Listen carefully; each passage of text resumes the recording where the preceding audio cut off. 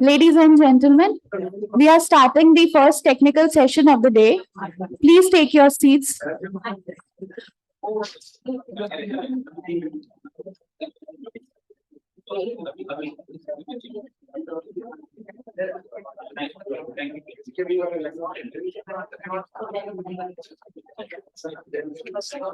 Thank you so much. And welcome to the first technical session of our seminar on standards in action in geomatics and geographical information. We have on dais with us Mr. Scott Simmons, Chief Standards Officer, OGC, Mr. Chris Boddy, LADM Project Leader, TC211, Alan Jameson, AG1 Convener, BSI, and Donald Sullivan from NASA, USA. So let me go ahead and introduce our session coordinator for the day, Alan Jameson. Alan is the data standards lead at Ordnance Factory, Great Britain. He works with various international standards organizations like Open Geospatial Consortium, ISO, BSI, and the Civil Government of Britain to develop these standards to add value to geospatial data and services. We are glad to have you here, Alan. Over to you now. Thank you.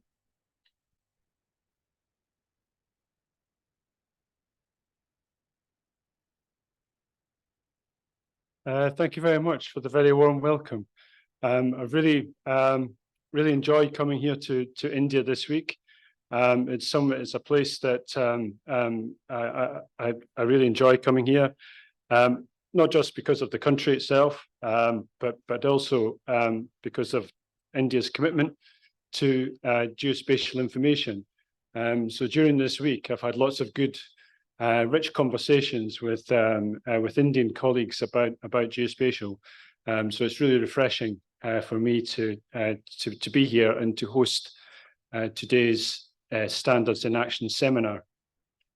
The one thing that why we put the Standards in Action seminar on every meeting is really because we sit a lot of our time in meetings and putting standards together, and if you want any evidence of what all that good work does, then this is it.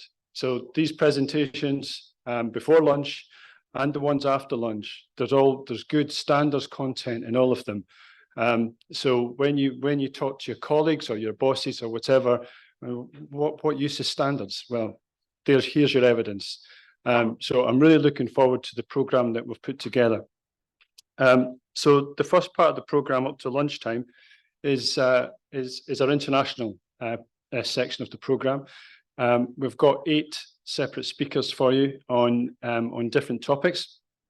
And then after lunch, I'm really pleased to see that a number of top quality speakers from India have stepped forward to tell us about their geospatial projects and how they are implementing standards in India.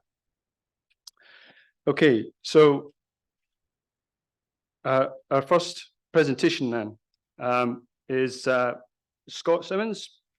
Scott, he's a well-known figure in these parts. He's the Chief Standards Officer at the OGC. And he's going to present to us on a repeatable approach to validate geospatial interoperability. Scott.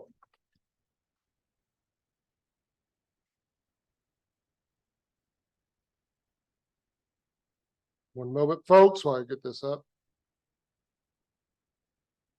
I'm too tall for that pit. All right, everything goes. Great. To my friends at the Bureau of Indian Standards and ISO TC211, thank you so much for inviting me to speak with you today. I'm absolutely thrilled to be here in India again.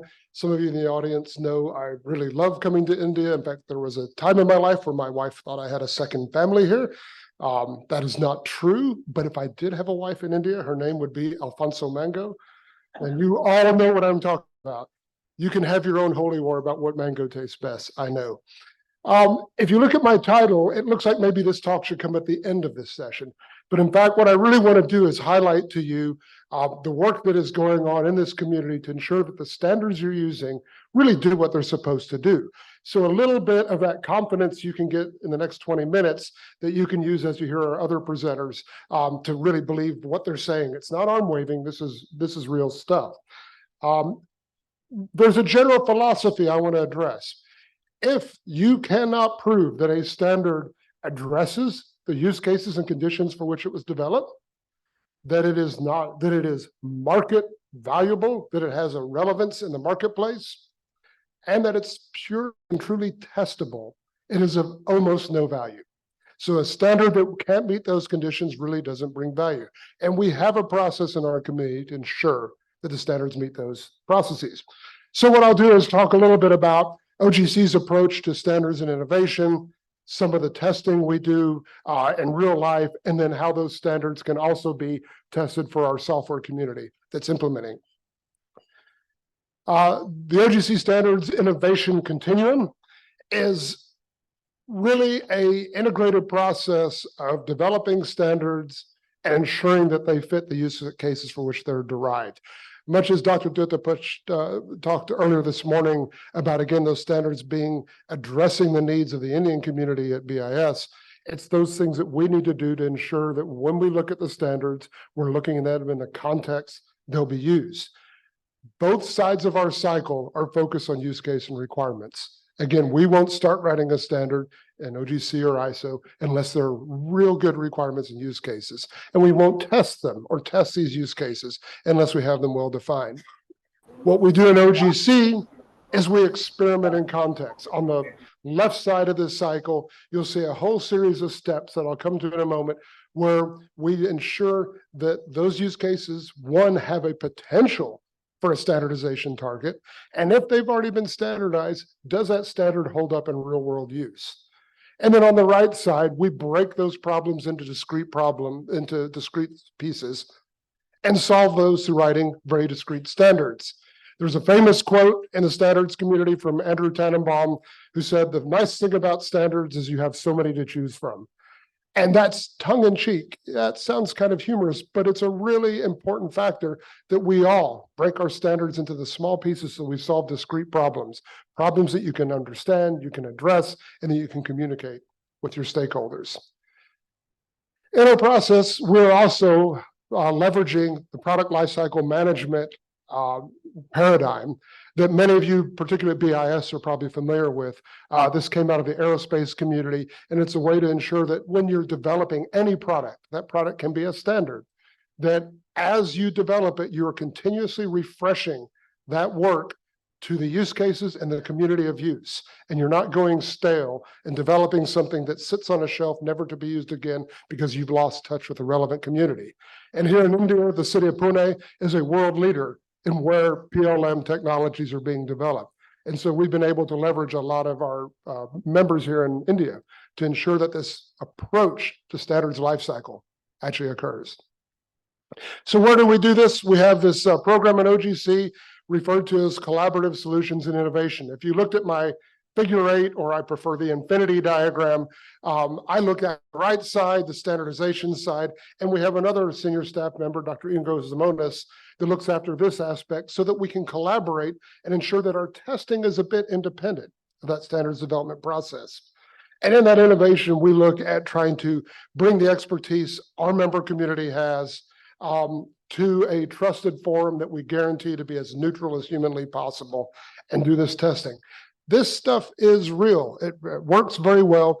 A wonderful example for a short story. In 2016 and 2017, OGC worked with Dr. Acharya and NSDI to do an Indian Plug Fest, where we took several commercial software vendors here in India, a number of national and state government agencies who served up their data from those agencies. The software vendors attached their solutions to the data and tried to solve a number of problems.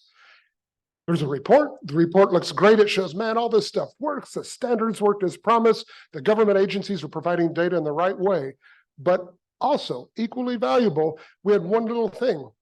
Esri India and Hexagon discovered a standard they've both been implementing for 10 years was not compatible between their two systems. And they were both implementing it correctly. The standard was wrong. The standard had a tiny inconsistency that we didn't discover until we could actually exercise this effort. It's that effort of converting data to wisdom. We can talk to the data, we can play with the data, but until we really try to analyze and work against the data and use every aspect of how it's standardized is when we finally discover if the standards work and if the solutions are being addressed properly. I don't know, many of you familiar with the technology readiness scale that came from NASA, how they described all of the work that NASA does to develop rockets and all sorts of things that go to space. This is a scale of where technology is suitable to address particular needs. And we use this TRL scale, technology maturation strategy or technology readiness levels, in our standardization process to ensure that we address standards at the right point in technology. We want your use cases and requirements to also fit this TRL. And so when you look at this, the way OGC builds its exercises to study these standards, we have a number of different types of initiatives that have a variety of content. If you look up vertical on this scale, those are the more diverse projects and where they sit on the TRL. So we have test beds that do very fundamental research, all the way out to PlugFest, where you're using existing software solutions against existing problem sets. And with this, we can test standards or standardization targets across the breadth of the realistic industry we need to address. We are not doing fundamental R&D in the standards community. If any standards community goes way over there at TR level 1, that's unrealistic because we have yet to invent time travel. But if I write a standard for time travel, it's not going to be relevant. And I'll bet you money it doesn't work against the real actuality of time travel. On the other side, once something is so stable in the market that it is ubiquitous, standardization is done. Ideally, it's already using the standards. So we work between those two edges. We bring sponsors in, government agencies, commercial entities, et cetera, who collaborate and pool their resources and their funding to ensure that they can do these projects against not just the targets, but against their own mutual desired outcomes. So two different sponsors working against two different sets of use cases might have a lot of commonalities that can be addressed by one experiment. And so that cost sharing helps. They can also influence their partners. So if two different government agencies in India want to sponsor an initiative together, one might be able to help the other come to the common mindset that may not be shared. And we bring in OGC members as participants to actually do this work. OGC staff, there's only 20 something of us. We don't do the work. It's our members who are experts in all these little problems who then develop software, they develop new specifications, they test against existing standards, and they do all of this work in a managed environment and report out the results back to those sponsors and to our whole community. Every one of these initiatives, 100% public and outcome, so you all get to see the results, and they really do inform all of our standardization processes. In fact, I go so far as to say that we cover the breadth of what we need to in OGC to develop not just our set of standards, but that much broader community with ISO and with the International Hydrographic Organization and the World Wide Web Consortium and any number of other bodies out there developing standards and solutions. And so those projects, in order to do so, have to cover a number of different steps in our ecosystem. We have projects that really are research, but it's applied research. This isn't fundamental research. This means a problem's being solved in some fashion or another. How do we ensure we solve it in a common way? And so our test beds really do a lot of that work. Someone has a concept of a specification that will probably solve a problem. Let's refine the problem, refine the specification, and lead to standardization around that effort. In the middle, we look at the application of standards and standardized solutions to problems. These middle level projects are where a lot of that collaboration with emerging and slightly mature standards might come together. This is a lot of the places where in OGC we find we have a standard we think is suitable for the ISO community. And so we work as we develop that standard to ensure that it might fit better. And we will refine our work so that those that need ISO standards can adopt an ISO standard that may have some origins in OGC. In a similar fashion, a lot of the standardization partnership we have with ISO, World Wide Web Consortium as the two most fine-pointed examples, mature and interoperate our standards in these kinds of real applications. So Iliad, for example, is a digital twin of the ocean project, a digital twin of ocean science. What are those aspects of science we need to address? And finally, we work on projects that look at communities. How do we bring other stakeholders in and inform them of the standards and the solutions that exist, and ensure that those stakeholders see in their own context the relevance of what we do? And we've had a lot of marine pilots to do that. So I'll step quickly through some of these examples. Our testbed 19 today is being demonstrated in Washington, D.C., showing off the results of a lot of the work we've done on collaboration across ocean science and space science, but a few other topics. We've had a multi-year effort on what we refer to as our Federated Marine Spatial Data Infrastructure Pilot. I know it's a mouthful, we just call it FMSDI. And right now we're looking at commonalities between Singapore, the Arctic, and the Caribbean. Now, I'm going to give you the two end members there. In Singapore, what's the biggest thing they do at their port is they offload freight or transport freight from a bigger ship to a little ship, right? Singapore is the trade nexus of the marine world. The Caribbean, a similar thing. They offload and onload cargo as well. It's just their cargo is not very friendly. It's all passengers on cruise ships, but it's the same problem. A container in Singapore, passenger on a cruise ship in St. Thomas, are the same problem set from a marine perspective, where the navigation needs to occur, where the infrastructure needs to be built.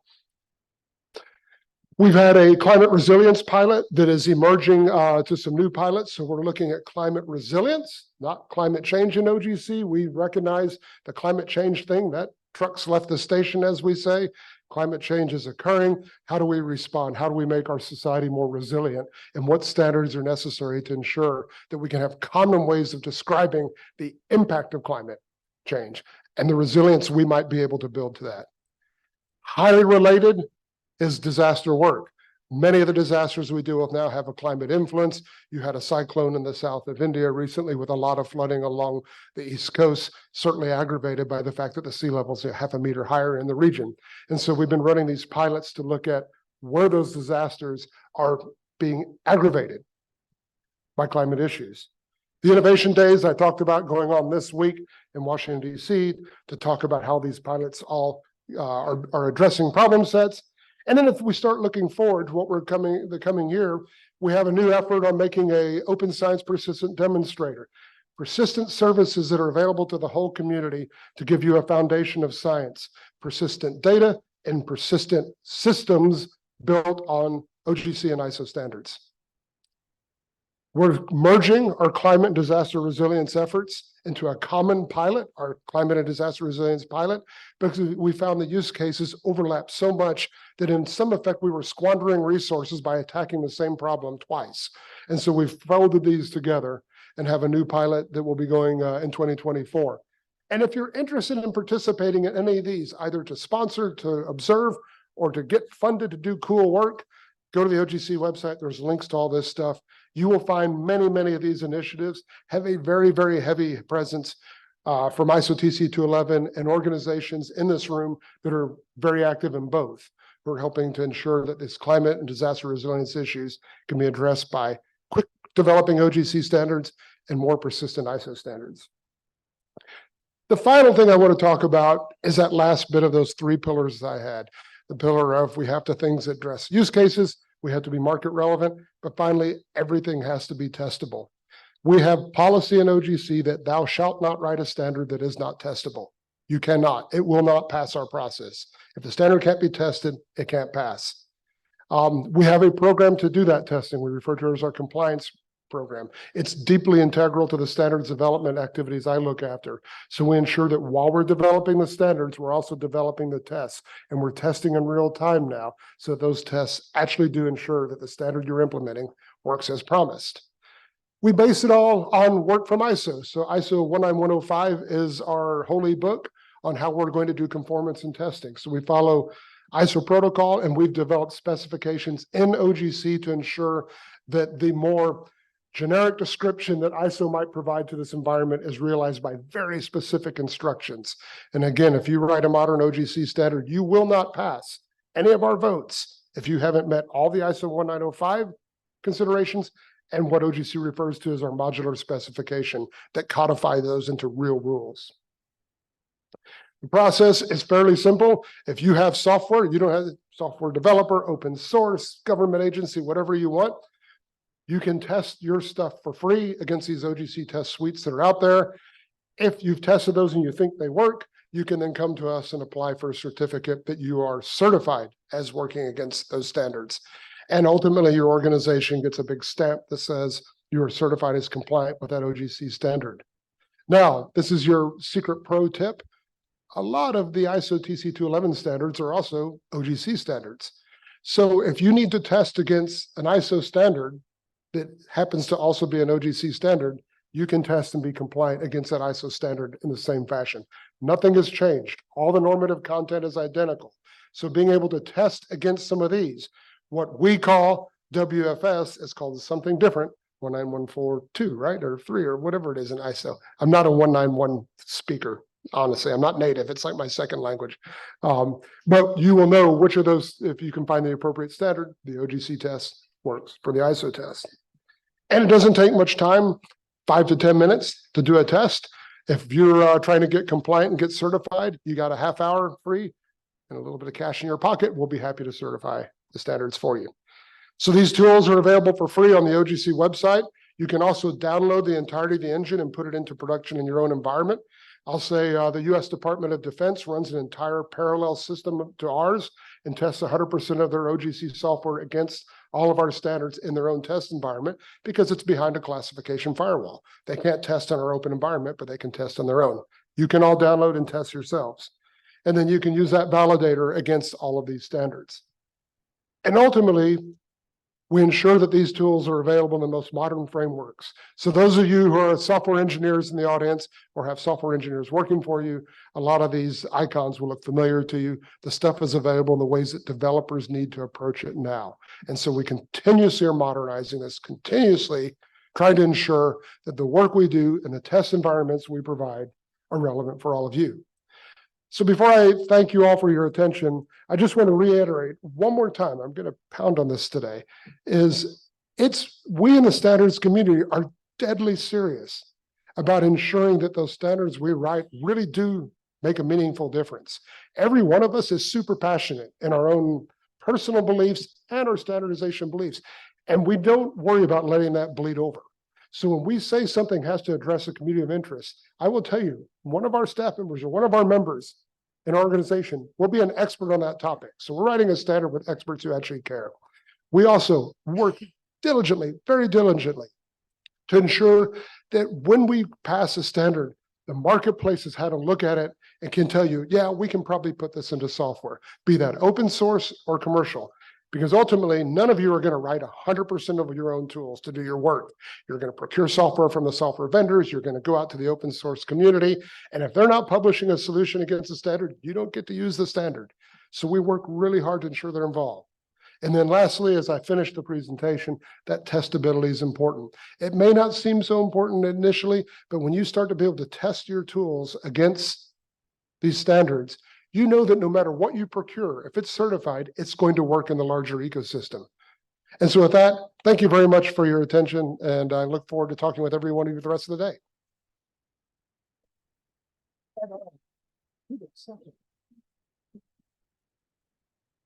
Thank you very much, Scott. That was really good. What really strikes me is the relationship that OGC have made between standards and innovation, and how those things go together in your, I think you call your figure of 8 diagram. I think that's a very important point to me, because there's a lot of I think there's a lot of misconceptions that the innovation doesn't necessarily fit with standards. So yeah, that was very good. Okay, I'll just bring up the slide set for our next speaker, and our next speaker is Chris Boddy.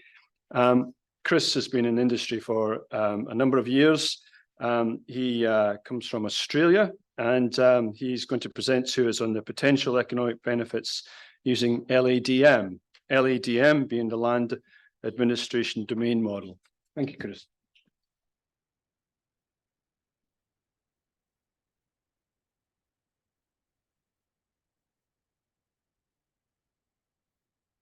And good morning, everyone, and thank you very much for the opportunity to address this audience on a topic that's fairly important in our society.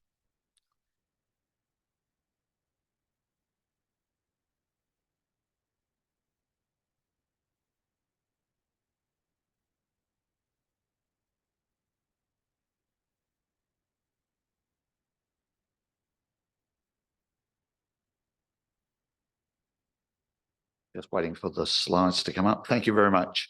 So yes, so the topic around is the potential economic benefit for our land administration. And when we start to think about where we are on this earth and what we've got is 70% is water and 30% is land. And our land component is a significant value to our communities and to our nations.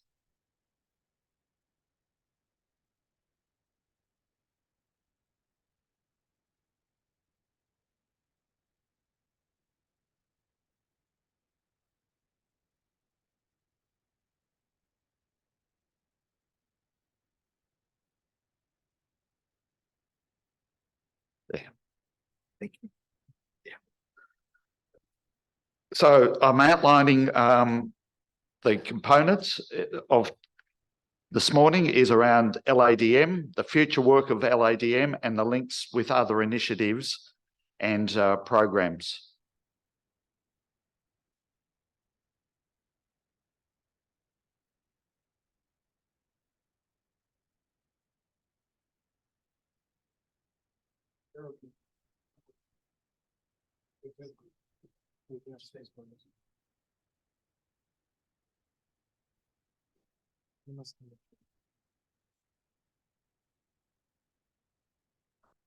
Just that one. All right. Thank you.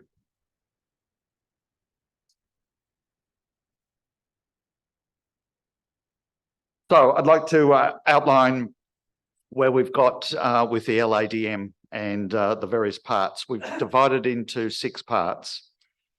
The first 2 parts are from the existing LADM of 2012. And we decided about 5 or 6 years ago to divide it up into further parts to outline some programs that we'd like to address through those other parts: marine, valuation, spatial plan. And lastly, but more, and is just as important, is the part 6, the implementation, that we're going to use OGC as its platform. And as Scott has outlined, the importance of conformance testing and testing against the standard to ensure that implementation is appropriately done.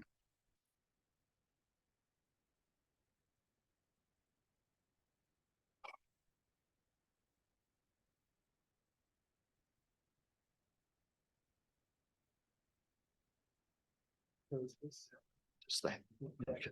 All right. So this is outlines where the version 1 and version 2 is and where we're going to.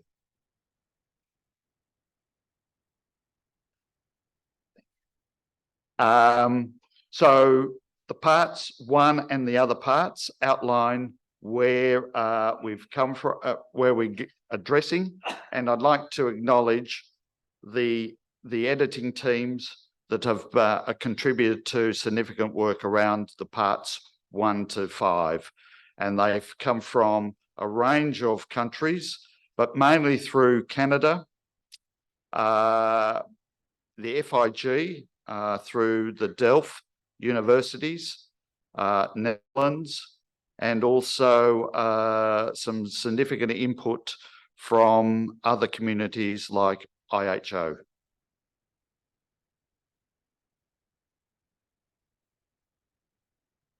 So I'd like to outline what are the various parts for part 1.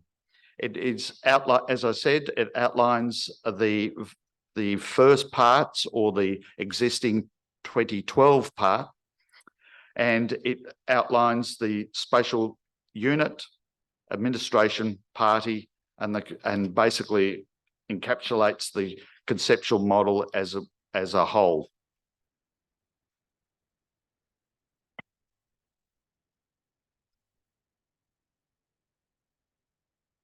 So I'd just like to update you on the program is that the final draft international standard as a committee of comments finished last month.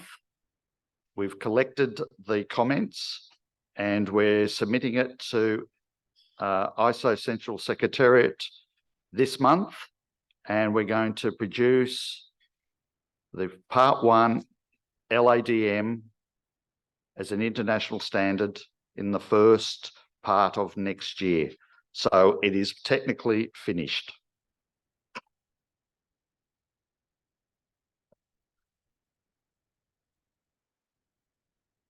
Part 2 is the land registration, and it also provides a scope of extending the 2012 into, we've refined it to ensuring that it meets not only the 2012 program, but also going forth in with other associated parts that we have. It also refined the program with the OGC's land infra and infra GML standards. So we brought some of their knowledge into this part.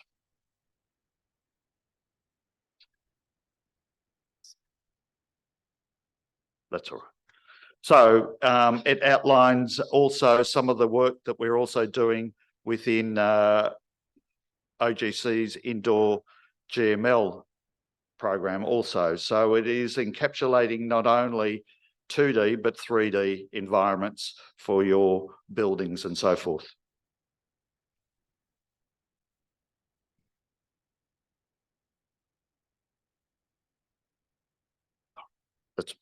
So this is a city called Melbourne, not as large as some of your cities, but it has 5 million people in it.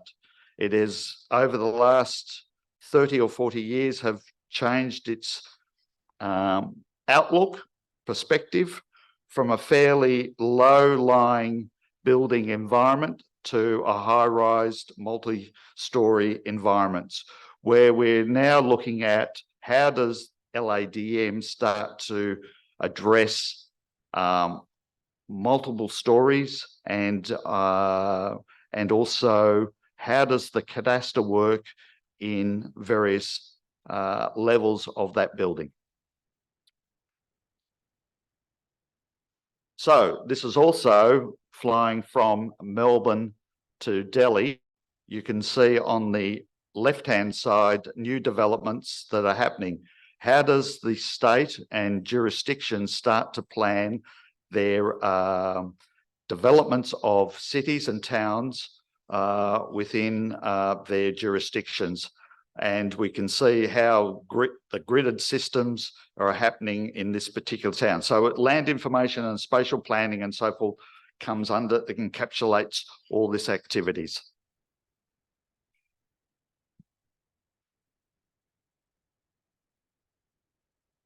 So the DIS, the Draft International Standard, will be registered for this part in early January, and outlines that the standard will become an international standard by the following year.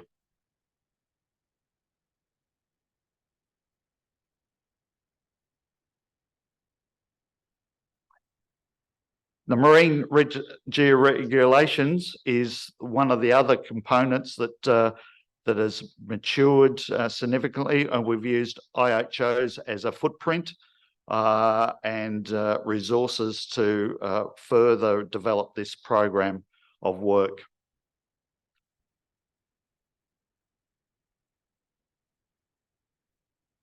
And it has a number of packages associated with the marine environment that we've taken from IHO.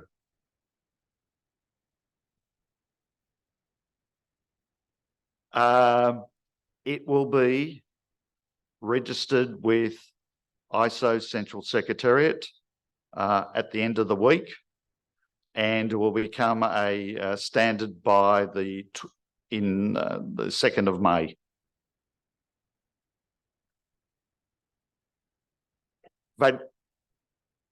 So valuation is one of those new parts that we've included to assist in how we understand the value of our properties and our land.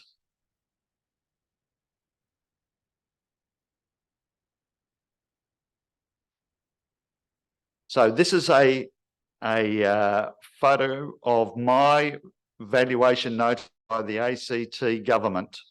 It gives you an outline of how much it is, and it provides, I've blacked out what it's actually worth in the box, but that's how our ACT land values its land, and then we pay rates on that. Thank you. I'd like to outline what this graph is showing. This shows the total value of the state of New South Wales of land. It is $2.8 trillion in Australian money. That's what they value their state in land. So if you think about Australia with its other states and territories, the land value is over $10 trillion in Australian money. That's a significant amount of money that we as a community value land at.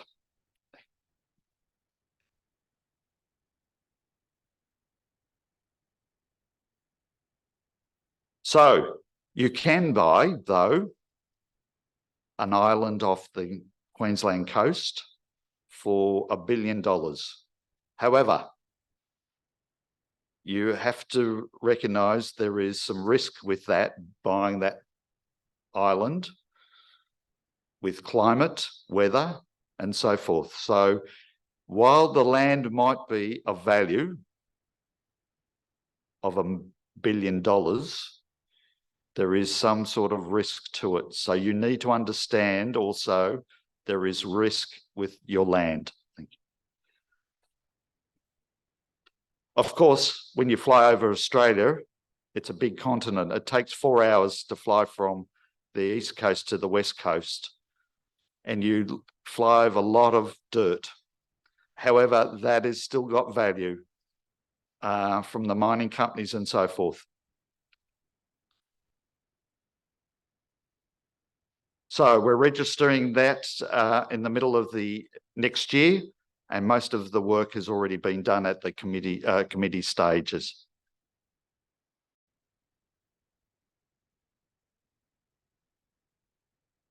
Part 5 is the spatial plan information. So what your land dimensions are and so forth, the units and groups and blocks and permits.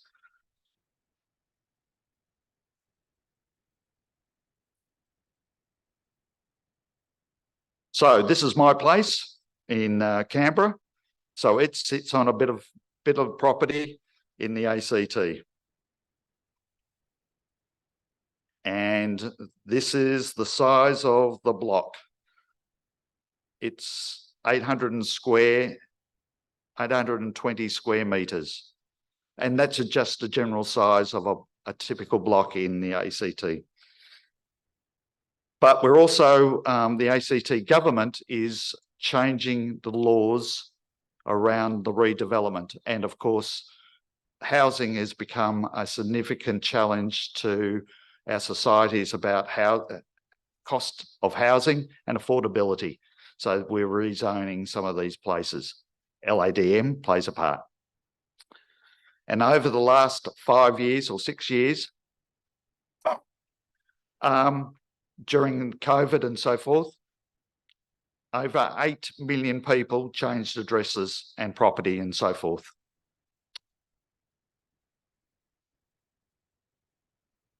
So part 5, we're also in the final stages of the committee draft, and will be published as a draft international standard towards the end of the middle of next year. So the more interesting part is the implementation. And we're going to have a standards working group within OGC, and it's going to outline some of these initiatives that are coming through from the various parts, from the model, encoding, the management of the semantics and the processes for it.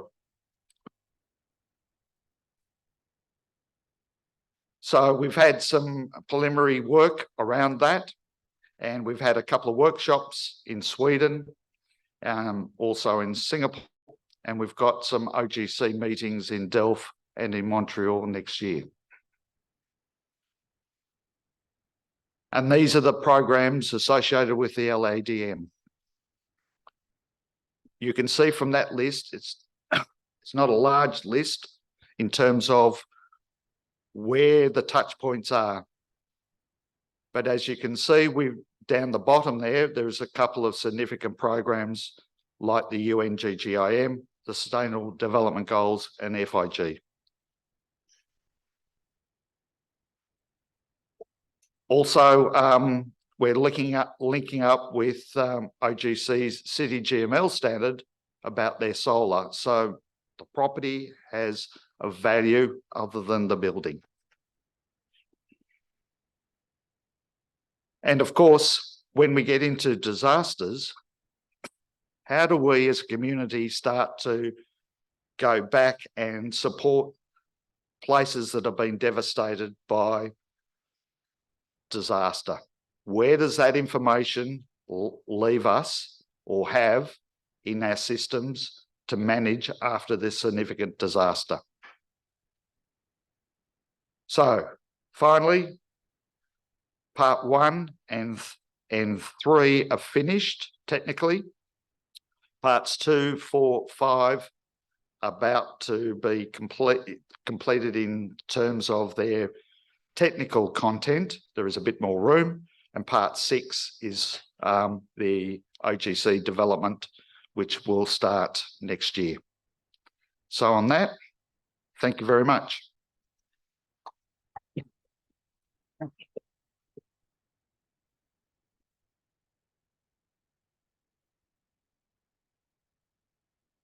Okay, thank you very much, Chris. That was a really good deep dive into LADM. But what I really liked about your presentation was that you actually seen the 6 parts all in the same presentation. So it really does set the scene. And there's no country in this world that doesn't have land.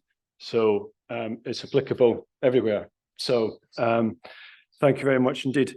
Your next speaker is in fact me. So you're going to have to listen to me a little bit longer.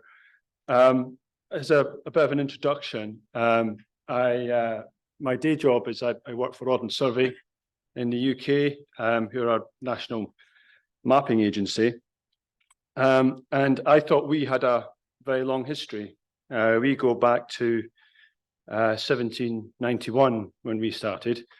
But I learned just recently that the Survey of India actually go back further. So they've been at this game since 1767, a whole 24 years in front of us. So at Rod and Survey, I'm the data standards lead. So it's my job to make sure that the data standards that we use now and in the future meet our organization's requirements. So if we pop the slides up on the screen,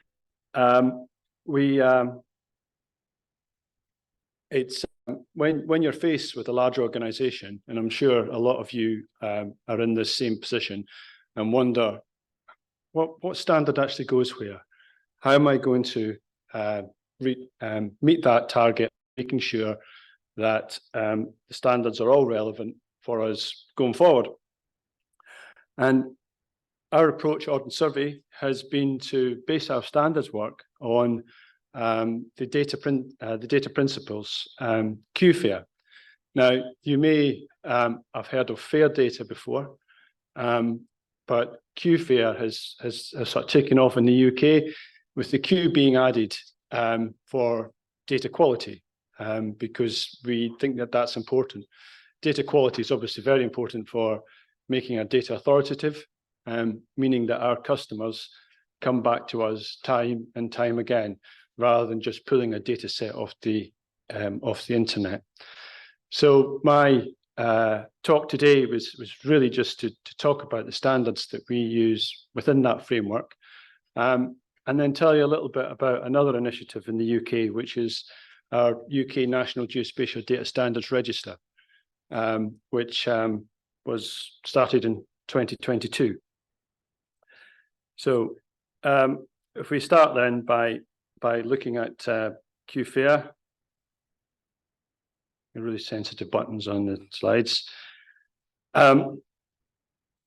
So you're probably familiar with the FAIR part, but data quality, I say, makes sure that our data is fit for purpose.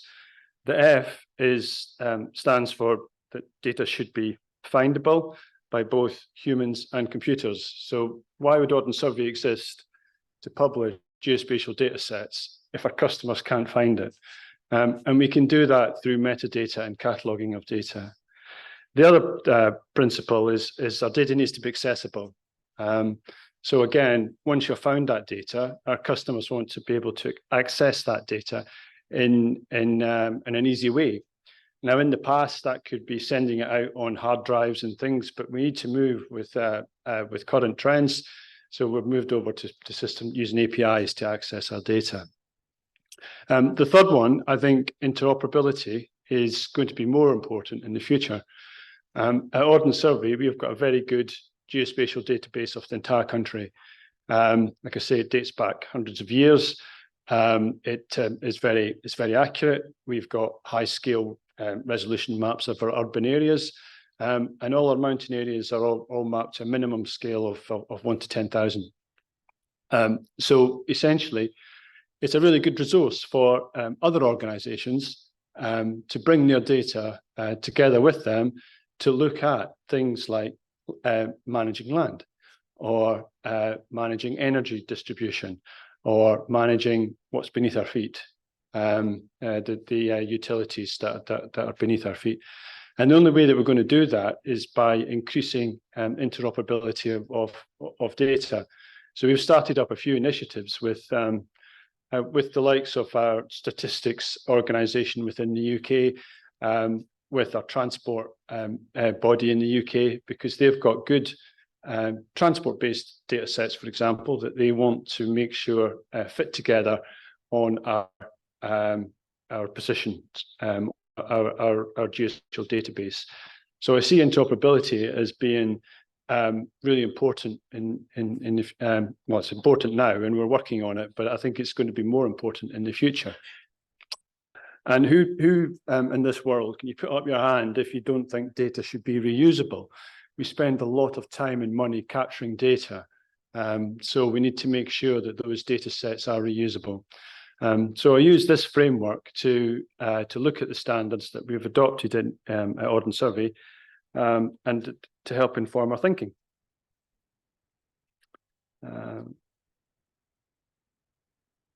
Okay, so the first of those is data quality. So you can see in the orange boxes the standards that we have adopted in the UK. And if you know your quality standards, like 19157, for example, you can see down the bullet points on the right hand side that we obviously look at completeness, we look at logical consistency of our data, the positional accuracy, and the thematic quality. At Ordnance Survey, we split our work into different themes. They're detailed there for you, from buildings to land use to transport, etc. And we also look at the temporal quality. So the standards that we use, you could probably have answered those yourselves. So that it's the 19157 series that we use for our data quality. But the one at the bottom, I think, is underutilized, and I also think it's is of a lot of use, and that is the data product specification. So we've got really quite long, complicated data flows from data capture from aircraft, from satellite, from ground surveyors, and that data's got to make its way right the way through to product at the end. So we use the data product specification in lots of different ways. as it steps from one stage to the other, we use it internally, so that the producer, the part of Ordnance Survey that's producing the data, knows what the specification is for the target, and then they know what to receive.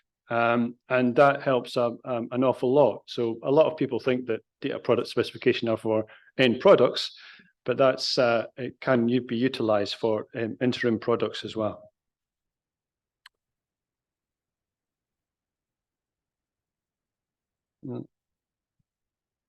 So that's quality, findable and accessible. Again, if you look at the standards in the orange boxes, these are the ones that we use. Findable is very important to us.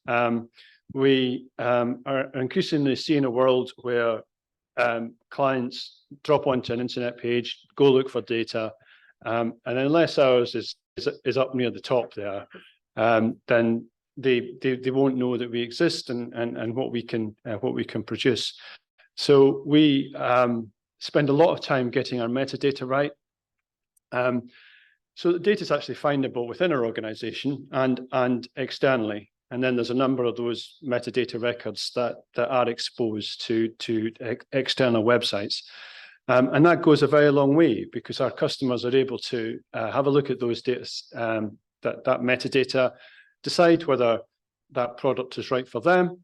And then once that decision's been made, then they can obviously contact us and work with us to deliver that data. And we use a metadata standard called UK Gemini, which is based on the ISO 19115 standard. And we're increasingly looking at GeoDCAT and Stack, which I think is an OGC community standard stack. And then accessibility. So once they've found that data, they understand that that's the data that they want to use. We are increasingly looking at using OGC APIs to help us deliver that data. At Ordnance Survey, we've been using WMS, WMTS for a number of years, but our data was always sort of parceled up in square kilometers. So our client would choose 5 or 6 square kilometers, and we could only deliver the data in full square kilometers, and they had to take the entire attribution set that they wanted. So we thought that this wasn't really satisfying our customers very well, and Ordnance Survey as a company, we got involved with the OGC, and we spent a lot of time helping to develop the OGC APIs, and it pulled off for us.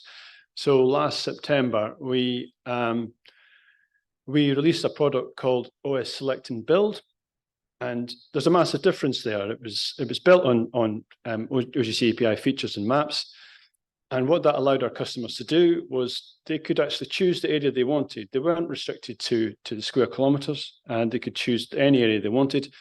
And then they could choose the features that they wanted. So if they just wanted buildings, they could just have buildings. If they wanted buildings and roads, they could just have those. And that our customer base really like this because it provides them with massive flexibility. And let's face it, their money goes a bit further rather than paying for attribution that they might not necessarily use. So that has been quite a shift for us, and it's all been brought about by being forward-looking, and looking at the standards that are coming out and being able to help shape them into what we think is useful for our customer. So a real success story there in terms of accessibility. Okay, then the final part of the fair is obviously interoperability and reusable. And interoperability, we sort of split it into 4 sort of areas. We have the obvious one, which is data formats. So the ones on the screen there, GeoJSON, GeoTIFF, GeoPackage, we use heavily at Ordnance Survey. GeoPackage is relatively new. GeoTIFFs have been around for a long time. However, GeoTIFFs, they're now moving into cloud optimized GeoTIFFs. So we're starting to look at those. But that's only one part of interoperability in my view. There's also the interoperability of data models. So we use the ISO standards there to help us make sure that our modelers are getting our data models correct to international standards. Why? Because if I want to share that model with another UK organisation, like our geology organisation or our land management organisation, they plug straight in if they've obviously done the same. And that helps us with the interoperability. And then the third flavour of interoperability that I've highlighted is to do with the system architecture. I don't know any geospatial organisation that isn't thinking about the cloud, or is either on the cloud or thinking about the cloud at the moment. And we are no different. So as I previously mentioned, we're looking at cloud optimized geotiffs. We're looking at ZAR and STAC as well to help us manage our cloud resources. And then the final part, I think, is an area that we need to is important, but I do think it's an area that will become increasingly important going forward. And that's the language that we use. So there is an existing ISO standard for a feature catalogue, so that one part of the business understands what a fence is. It's the same understanding elsewhere. But that semantic description of features really needs to extend, in my view. I'll give you a very good example. At Ordnance Survey, we map lighthouses. So we've got our lighthouse, it's mapped as a building footprint. We've probably got a building height on it. And that's as far as it goes. One of our partner organisations in the UK is the Hydrographic Office. They look after all of our sea navigation charts. They're actually global. They work worldwide. They see a lighthouse as a navigation aid. So it's got different attribution for the colour of the light, the angle of the light, when it comes on, its flash rate and everything else. And then there's a third organisation within the UK called NATS, and they look after our aircraft navigation, aircraft control. They see the lighthouse as an obstacle, right? So that the aircraft don't meet it. So there's at least 3 definitions of a lighthouse there. So that semantic interoperability, I think, will become more important in the future as we start to share these data sets. It's important now, but I think that'll be another theme for the future. And then the final part, obviously, is reusable. Reusable, I don't think there's a particular standard that you would follow that would help things to be reusable. But if you make sure the quality is good, if you make sure your data is findable, if you make sure that your data is accessible to your customers and interoperable, then that is the only thing that's going to result from the standard. That data will be reusable by lots of different actors. Okay, so that's QFAIR.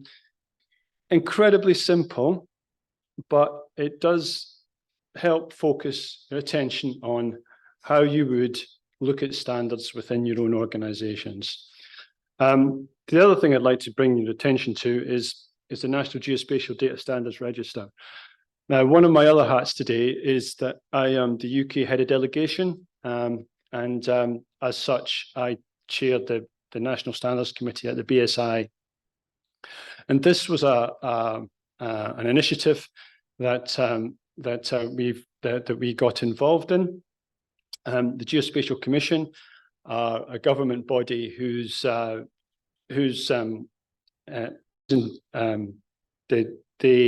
look after geospatial data within the UK. They look at policy. They look at how we can take advantage of the skill sets that we do have in the UK and try and join the dots between some of those organisations that I was telling you about. Just as you have here in India, you've got different organisations working with geospatial data. So this is a government commission that tries to join those dots. So they own the National Geospatial Data Standards Register. The BSI, we perform the function of control body. So our group of experts within that National Standards Body Committee choose the standards that go on there. And Ordnance Survey take the part as to manage the register. So that falls to ourselves. And when we started having discussions about this initiative, we started to think about data as part of QFAIR. So you'll see on the slide there a lot of the standards that I've been talking about, and you'll see the themes: metadata for findable, data formats for interoperability, coordinate reference systems, very important for interoperability. And then there's a whole section on accessing spatial data on the web for your access. And we'll look to extend that as we go. And it is meant to be a starting point for organizations that maybe not got a history of working with geospatial data, but want to harness the power of that geospatial data. And there's a couple of good examples. One is in health in the UK, whereas during the pandemic, there were a lot of people in the Department of Health who felt that geospatial data would obviously work for them. And Ordnance Survey were actually involved in helping them choose where to locate testing stations and things like that. So a really good resource, and it's been really useful for us in promoting geospatial data in the UK. And I think that's my last slide. So yeah, a very simple presentation, but sometimes I find sometimes that there's so out there. You've got the international standards bodies all doing different things, and people like us try and bring clarity. So hopefully that brings a bit of clarity as to how you could approach your own organization and how to move forward. So thank you very much, and we'll look at our next speaker.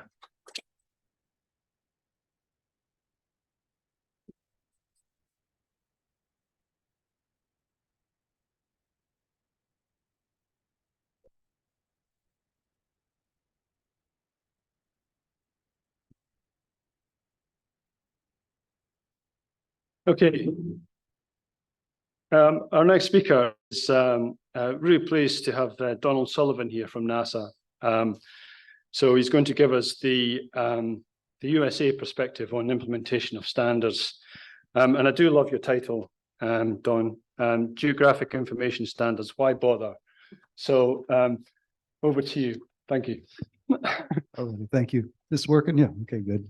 I want to great. Well, okay, good. I want to apologize ahead of time. You've got the trailer speaker here is somebody who can't speak, who doesn't do PowerPoint. I'm an electrical engineer. I'm a hardware and software developer. So I've got some really boring slides, but about some really interesting stuff. These slides, I've been told, are all going to be available online. I've got a lot of links in there to things that we're doing inside of NASA. Another hat that I wear is cybersecurity, and we're told never to click on links in a document. So I'm sorry, I've taken all the links out of the PowerPoint, and you're going to have to copy and paste it into a browser. I apologize ahead of time, but that's the way it is. When I was asked to do this, I was asked to give the United States perspective on standards. I am not authorized to represent the United States here, so I thought, okay, well, what am I going to do? I mean, I can't do the U.S. I can't represent the country. As an electrical engineer, when I first started my career, standards were, I mean, it was an of course. I mean, if I bought an integrated circuit from Texas Instruments, or I bought one from Motorola, they were going to interoperate. They would have the same levels of switchover, TTL levels. I mean, it's my program in C. It's another standard. So standards were like something that I just expected. I was building flight simulators when NASA asked me to help them on a program to catch illegal fishers, and I thought, yeah, that'd be kind of fun. Let me do that, and got into it and was pretty good at it. Later on, there was a program. This was about 90. 93, I guess, maybe 94, to put maps in a browser. The first browsers coming out, there was a place in Switzerland called CERN, and they were producing a browser, and Mosaic was the browser. In any case, was gonna put maps on the web, and I went, well, what are the standards? And they went, well, there aren't any. I mean, what the hell? What do you mean there aren't any? You know. And at that time, there just weren't any standards for data sharing on the internet. I was working with the state of California, the resources agency, and they funded some folks up at the University of California, Berkeley, a guy named Ken Gardells, and he was doing some cool stuff. He had a thing that he put together called the Open GIS Consortium. He was actually making a standard. So I hung out with Ken a lot, and I was one of the people who wrote the first 3 implementations of the web map standard, web map service rather. So I thought, well, if it doesn't exist, by God, I'm going to make it, and kept on going. So what I'm going to talk about today is not the U.S. perspective, but the NASA perspective, and how we're looking at open science, open data. We've had a recent initiative. Let me actually start this thing. Okay. So, but prior to that, I thought, well, okay, what I'm gonna write on? I mean, it's like, again, standards. I mean, I live and breathe standards. To me, it's an of course. So I was thinking, well, I'm gonna drive to the airport. I live in the Silicon Valley. I flew out of San Francisco. I'm gonna drive to the airport, and I'll probably have to gas up on the way. The car's a little low on petrol, and oh, I've got that pair of shoes I got to pick up. So then I'm gonna plan it on the applets that's on my phone. I'm just gonna plan my whole trip and get the map out there and keep on going. And I thought, I wonder how many standards are being used there. Well, it turns out that this is and by the way, I'm not going to read these slides. I don't read slides. It turns out that there are at least 10 and maybe 14 different standards that were used on my drive, my 70-kilometer drive from where I live in Silicon Valley to San Francisco. And most of them concern where I was. They were where standards. So I thought, well, I'll do this, and then was consulting some folks here in the committee, and they said, well, that's a little bit narrow. You should probably get back and actually talk about what NASA's doing at least. So I said, okay, fine, I'll do that. We have now recently, I'd say in the past couple of years, gotten an amazing program executive, Dr. Alvarez. This is the letter she wrote. We have at NASA always had open data. Our data has always been free and open. We endorse open standards. I'll talk a little bit about that later on. She said, take it a bit further. Take it out to the people. Make it happen. And let's open up the papers, the scientific papers. I mean, we at NASA fund a lot of research, and what we do now is we say, okay, if you're going to have a program funded by NASA, you're going to write a paper, it has to be open, which means we pay for it.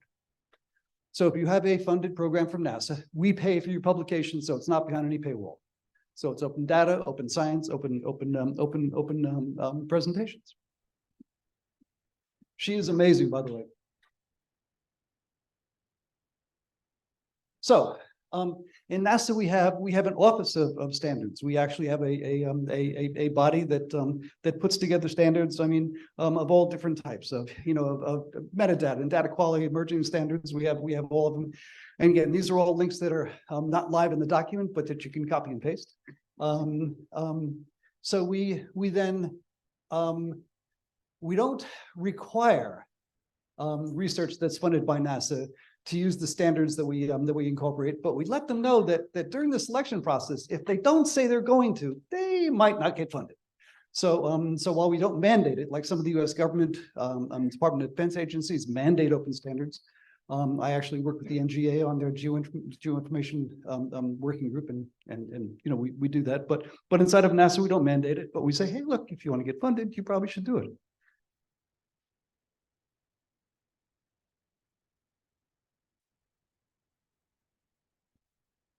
We also realize that standards, to be useful, to be valuable, to be used by anybody, they've got to know how to do it.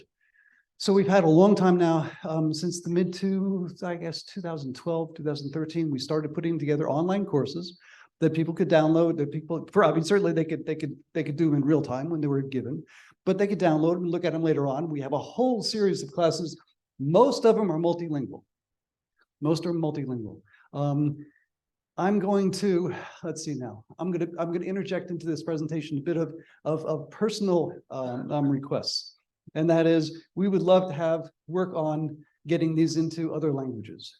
I would encourage, I would hope that that there'd be some interest in taking these and putting them in other languages. In any case, RSET's been a great program. We have developed Severe. Again, these are all acronyms for programs we have inside the agency. I'll be talking about develop a little bit later on, but these are all online courses, again, mostly multilingual.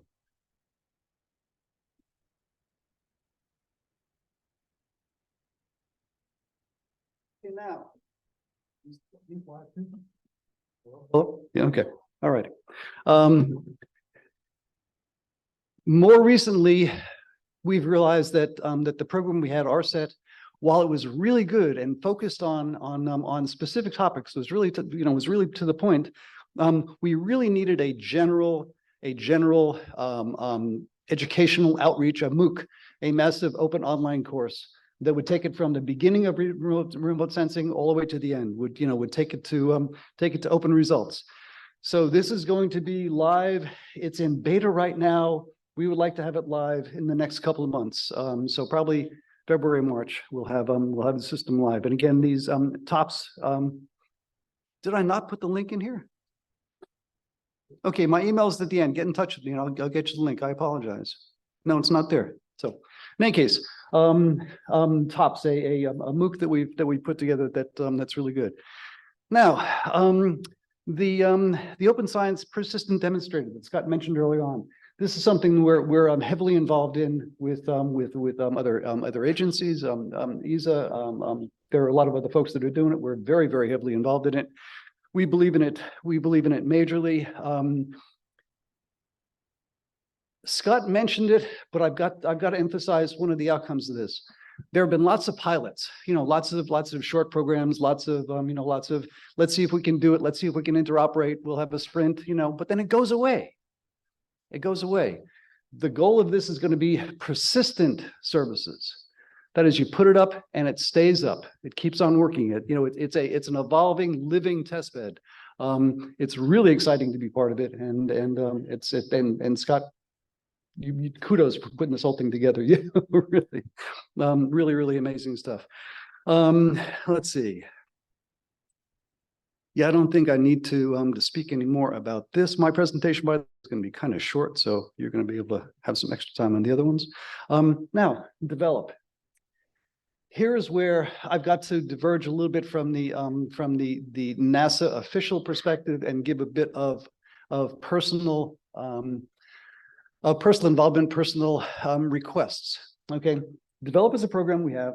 We have students come in 3 times a year. We put together a research program.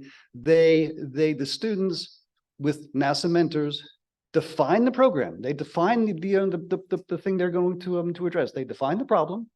They define the approach, and they work on a solution and present it. And these are international. And again, this is personal. It's not NASA. I'm now speaking as an individual. It made me crazy that we would in the U.S. fund U.S. students to go somewhere outside of the U.S. to do research in Chile or Nigeria or whatever, and not involve local universities. So here's my informal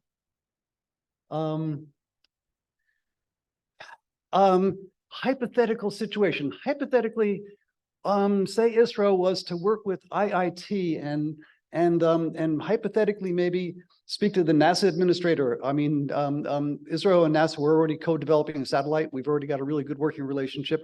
We work with international partners in space a lot in the Earth Science Division that I'm in, the Airborne Science Program that I'm in. We don't, and we really need to, I think. So hypothetically, we're somebody to speak to Bill Nelson, our administrator, and say, hey, why don't we work together on this?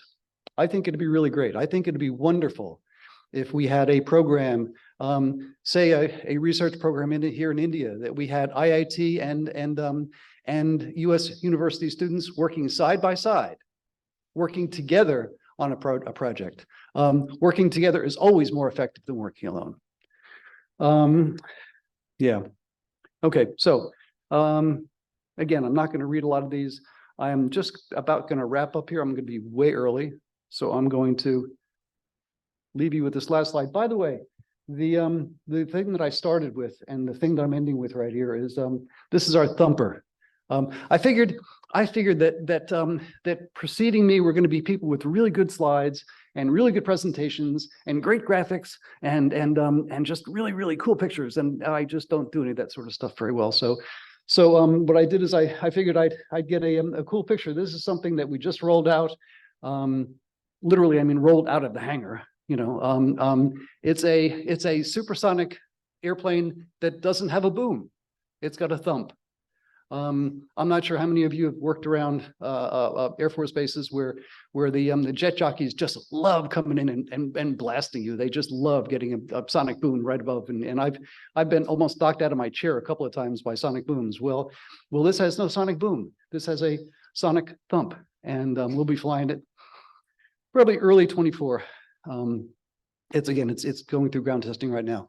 I want to make a note too that all the verbiage that I put on here that's been in my slides has been taken from open NASA documents. None of this is proprietary. There isn't a proprietary or secret thing on my whole presentation. I put my contact information in there, my telephone number, my email, which I got right this time. Yeah. Feel free to contact me. Again, this is now speaking as an engineer working in NASA. I would love to work more closely with you. That's it. Thank you.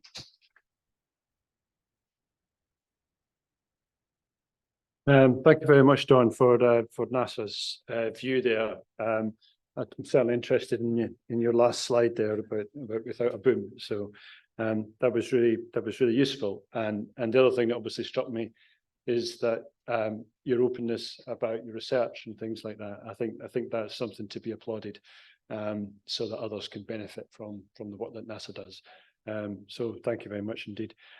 Just before we move on to the next speakers, we've got our host would like to say a few words.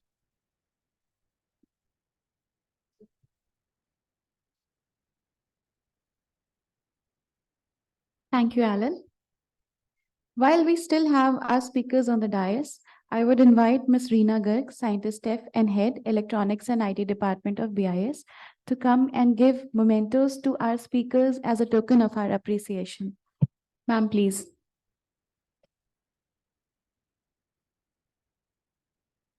Mr. Scott Simmons, Chief Standards Officer, OGC.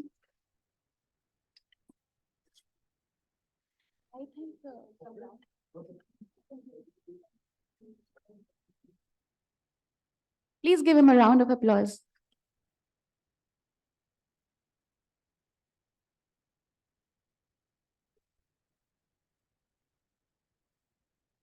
Mr. Chris Body, LADM Project Leader, DC211.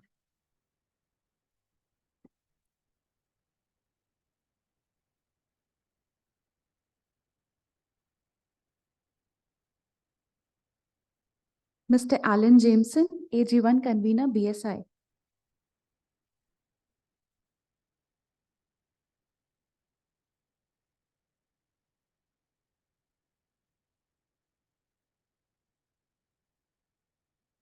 Mr. Donald Sullivan from NASA USA.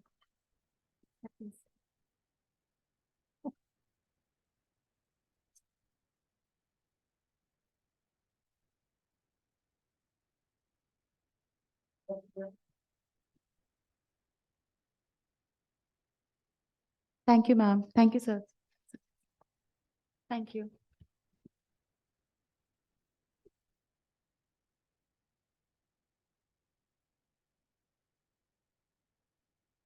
All right, thank you very much.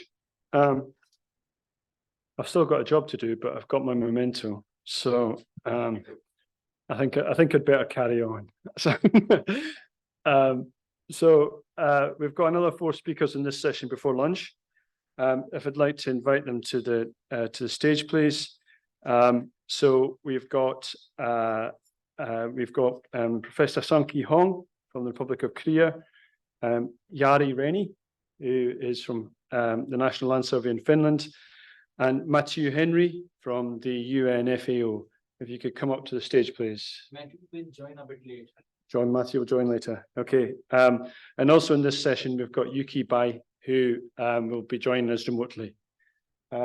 So if we can have Sung-Ki and Jari, please.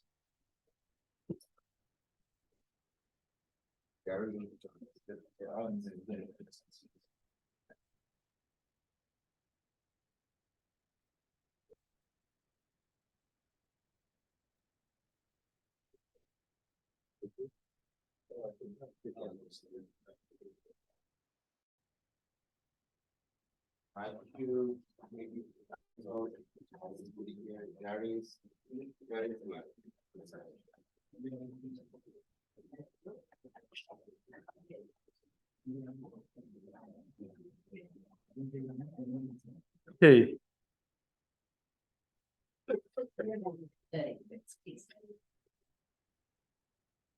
Okay.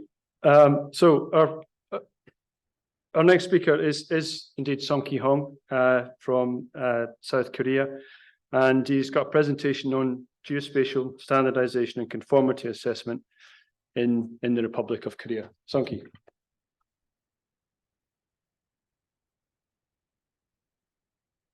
Thank you, Alan. And good morning, ladies and gentlemen. My name is Sung-Ki Hong from Korea. And with me, we have Mr. Chan Ho-son and Kyung-Nim Choi here in India. And I'd like to give presentation on geospatial standardization in our country and also conformity assessment process. The Ministry of Land, Infrastructure and Transport, we call it MOLIT, M-O-L-I-T. MOLIT is now overseeing the standardization process in Korea.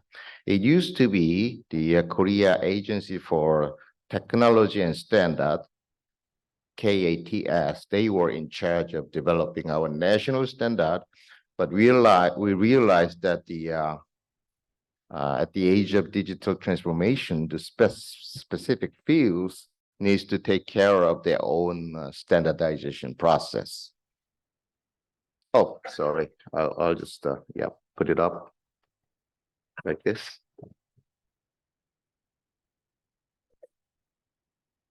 Okay. Yes. Thank you. So now the MOLIT is in charge of our standardization effort. The process, I think, is mostly the same for almost all the countries, but we developed the standard. Then we go through the deliberation process by the expert committees, and we have advanced notification and deliberation in our mirror committee in TC211 in Korea. Those processes are handled by MOLIT now instead of KATS. What CATS does is to check the redundancy and consistency of these national standard, and then MOLIT is supposed to publish and notify the national standard. In terms of adapting international standard to Korean standard and developing our own national standard, obviously we started by adopting the ISO standard as our national standard, but also we started to develop our own national standard. So the numbers are growing quite big, and also we adopt and translate OGC standard as well. One of the examples that I can give you in terms of developing national standard is about national digital twin standards. A lot of you are now familiar with what digital twins are, and we realized that we would need some sort of a national standard for these digital twin projects. Why? Because a lot of organizations, including central, local government, and the public agencies, city governments, they are all starting to build digital twins. But if we want to have a working digital twins, all these different twins should fit together. And if one agency builds one digital twin and that does not interoperate with other digital twins, the whole point is just moot. So that's why we started to think about developing national standard for digital twins. And as in any other standard development process, we started by analyzing use cases and requirements for each domain. In here, I report domain like sectors or some sort of a group of features like buildings and undergrounds and terrains and transportations. I just call it domains, and we analyze the requirements for the domains, and then we check to make sure that the requirements are consistent across standards. And then national standards are developed by basically profiling appropriate international standard, which includes ISO and OGC standards. And here is the structure for our standard development strategy. We have three levels of the national standard hierarchy. Maybe we have a national level reference model, which is also national standard. Then the main thing would be the core models, core data models and core data standard for each domain, for example, building, transportation, underground, and terrains. And there are sets of standards that are involved for each domain, mainly 4 standards. I'll go to that later. Then the third level would be the very application-specific domain-oriented standard, which inherits all the classes and definitions from that core model and extends it to each domain. So this is a domain-specific data models, and we have planned to actually create a register and publish these domain models as well. But there's not going to be a national standard, but still, it could be findable and reusable. And the standards set would be comprised of data model and data quality standard, data product specification, and metadata. So these 4 standards are a set for each domain. As you can see, we are applying a lot of international standard, for example, ISO 19157 for data quality, 115 metadata for metadata standard, but basically we are profiling these international standards. Then this is the, currently we have developed 20 Korean standard, so building, transportation, indoor, underground, terrain. Those are the set, and then we have a reference model on top of it. So 21 total. And these are all based on ISO and OGC standard. Now, the difficult thing is fitting them together. When we actually started building these national standards, there are significant overlap between these domains. For example, building has indoor spaces, building has underground part, above ground part, transportation facilities like road, tunnels. Do we treat it as a sort of a surface thing or transportation thing or underground thing? All that stuff. So we had a real hard time fitting them together, and we came up with the idea of space, which are all in common in all those data models. So we use that to making standard fit together, and one thing does not have to be regenerated and redeveloped for other domains. And this is just a XML schema for building data model. And I am not going to go into the detail, but these are all encoded in GML. And after this very basic set of standard, we are working on developing next set of standard, which includes the dynamic part. Digital twins need to be synchronized with the reality, so we need to figure out what kind of changes, discrete changes or continuous changes are happening. So we are working on developing this dynamic part of the digital twin standards at this moment. And next I have a short video of the digital twin platform. Some of you, a lot of these videos are available, but I just thought that this is one example of digital twins that we are building. So.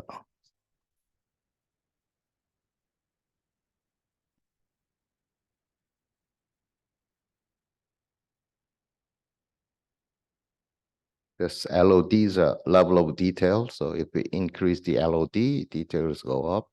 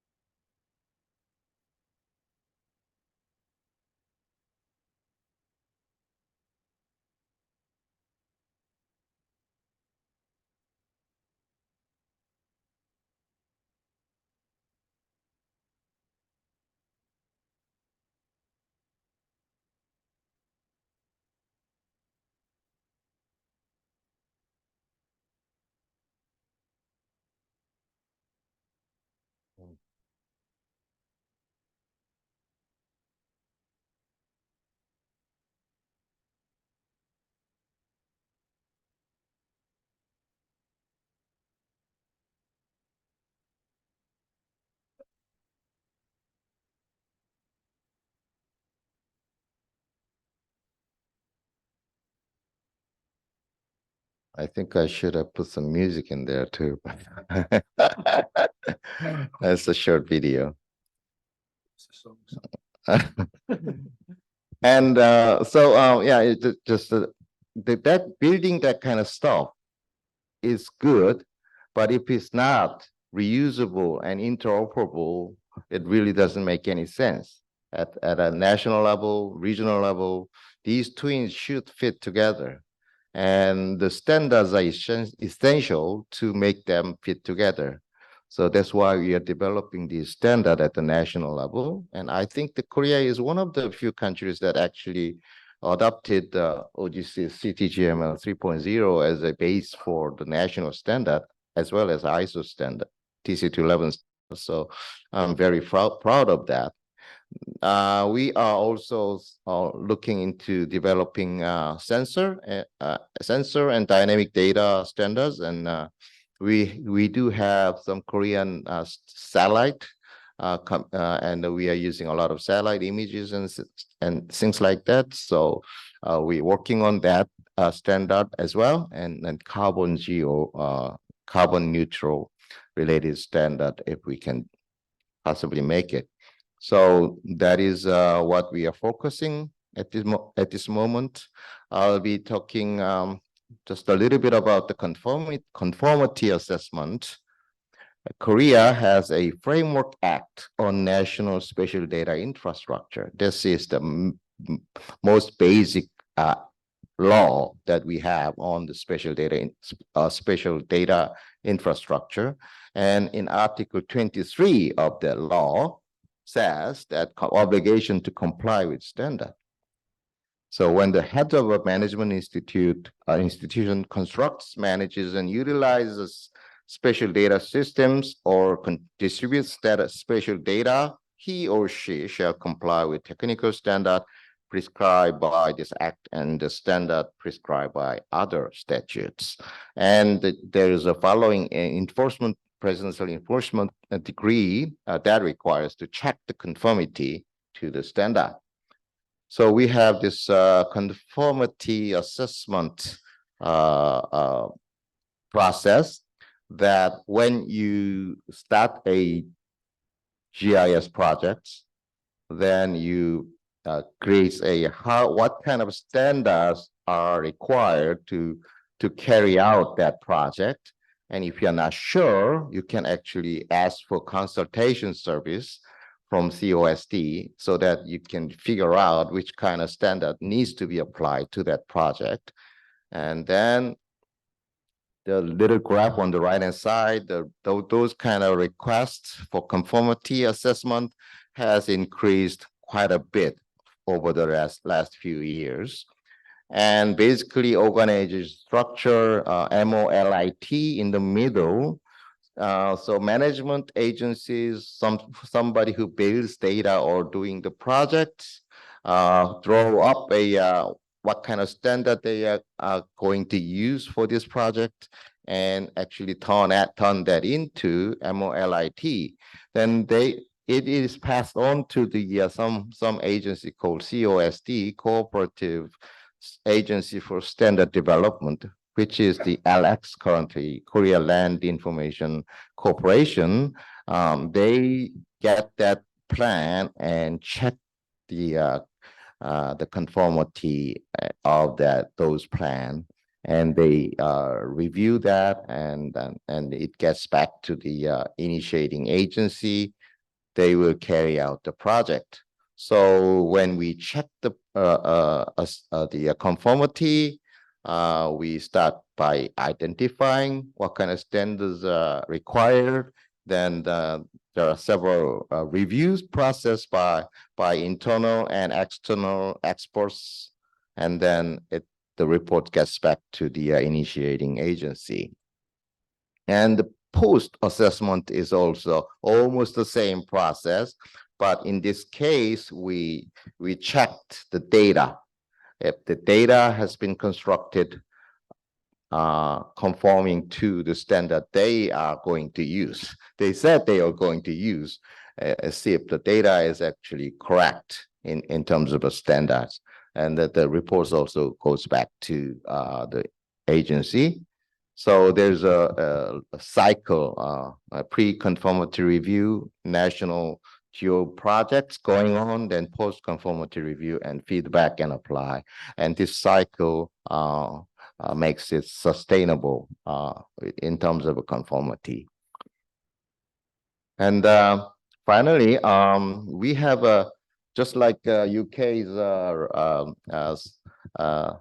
portal, we have a integrated standard support system portal, which has obviously all in Korean, but it has all the standards that we have published. Also, we have some pages and all the guides how to implement and use these standards, and education and training materials as well. So this is quite useful site. A lot of industry people are visiting this site to get the necessary information.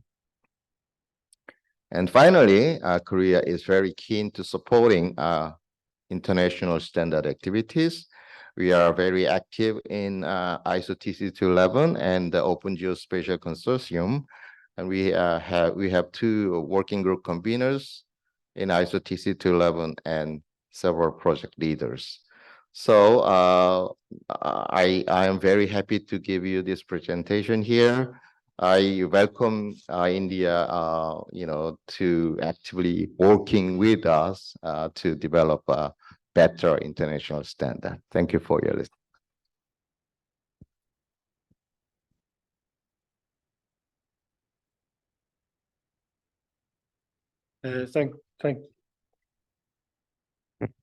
Thank you very much, Song Ki. That was great. I do like your emphasis on the conformity as well, and also the emphasis on digital twins, because that's the thing that everybody's talking about. So you do seem to be preparing well for the future, when digital twins will be much more prevalent. And I think you're right to focus on the interoperability between them. Digital twins to me is a bit of a strange term, because there's more than two. There'll be a lot more than two twins. So thank you again, Somki. Okay, so our next speaker is Jari Reini, and he comes from the National Mapping Agency in Finland, but he's going to give us the view from the EU. So he's going to talk about geospatial standards implementation in the EU. So Jari, please.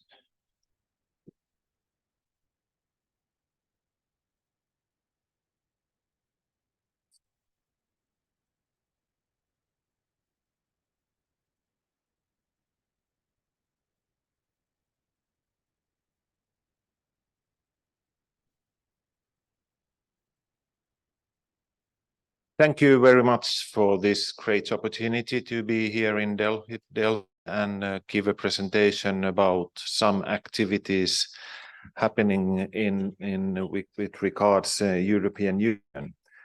My title for the presentation is definitely over-promising. I don't have a mandate to talk about all the standards implementation in the EU, but I will have some aspects or topics what we are currently working there. So few words about European Union in first, but then I will go to some of the recent activities called so-called input to EU data spaces. So we have currently an ad hoc group within ISO TC211, where I'm a convener of that group, and there we will talk about few technical building blocks and then also some recommendations which standards should be used. I of course give an introduction to these EU data spaces as well. So the reason why I'm not really giving a presentation on behalf of the whole EU is that we have 27 countries, and I'm coming from there up north from Finland, and I do have some ideas from a Finnish perspective, but I can't talk on behalf of Spain or Portugal, Italy, and other countries. So that's just a kind of a warning during my presentation.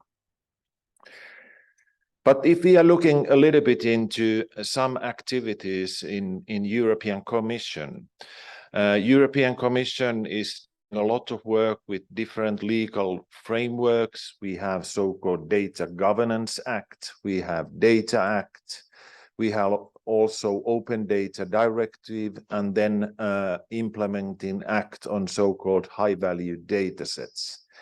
And by following and using these different legal acts, we are working on common European data spaces where we are delivering content and then, of course, sharing it to the users. If we start with this input to EU data spaces, this is an ad hoc group which was initiated about a year ago, and the idea is really to give some recommendations how standards can be used in these EU data spaces. We have quite a good participation in this group.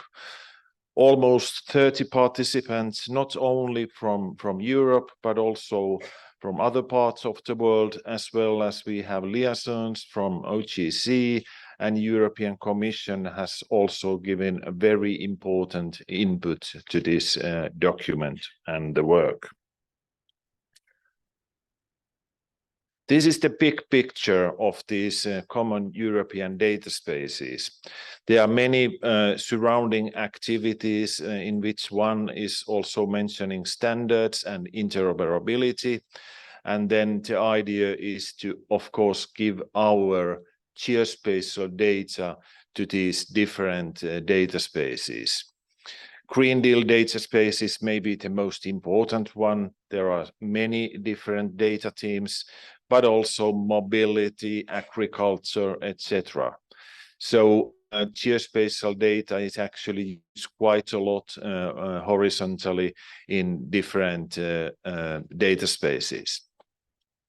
And from the right-hand side in this picture, we are delivering that geospatial data and also high-value data sets, and of course using ISO and OTC standards to have a good interoperable delivery to data spaces. I will say a few words about these high-value datasets implementing ACT. So European Union Open Data Directive came into force already back in 2019, but now just recently this year also high-value datasets implementing ACT was taken into place.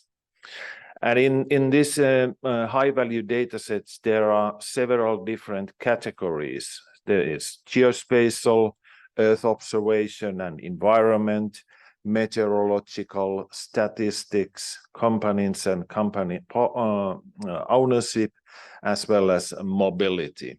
So a lot of different content where geospatial has a big relevance. So what are the requirements when it comes to these high-value datasets? It's quite open. It just has few topics to be included. Like it was in Inspire Directive, which is a legal framework in Europe as well. In that legal text, there was really explicit mentionings towards OTC, WMS, WFS, and with particular standards implementations.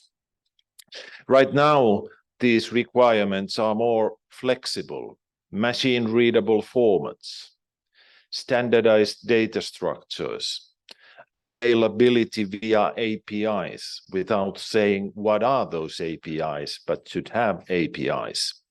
And also, last but not least, very important from a sharing point of view, open licensing. So we are obligated to use CC by 4 or less restrictive license when we are delivering these high-value datasets.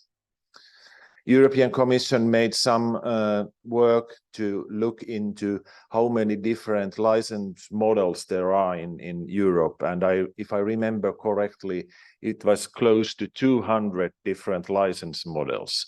So with this legal act, we are switching into more or less one single model. When we are then implementing these data spaces and delivering these high-value data sets, there is so-called Data Space Support Center in EU, which is coordinating these acts. And I will not dive into the details of Data Space Support Center, but they are providing so-called building blocks. There are organizational and business building blocks, but today I will talk more about these technical building blocks which are required when implementing data to data spaces. And also with this ad hoc group report, our recommendations are based on these technical building blocks.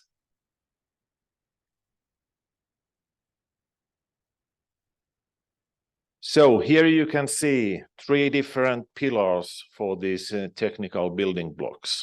On left, we have data interoperability, then in the middle, data sovereignty and trust, and then we have data value creation. And each of those pillars include smaller boxes, data models, data exchange, provenance and traceability, etc., etc.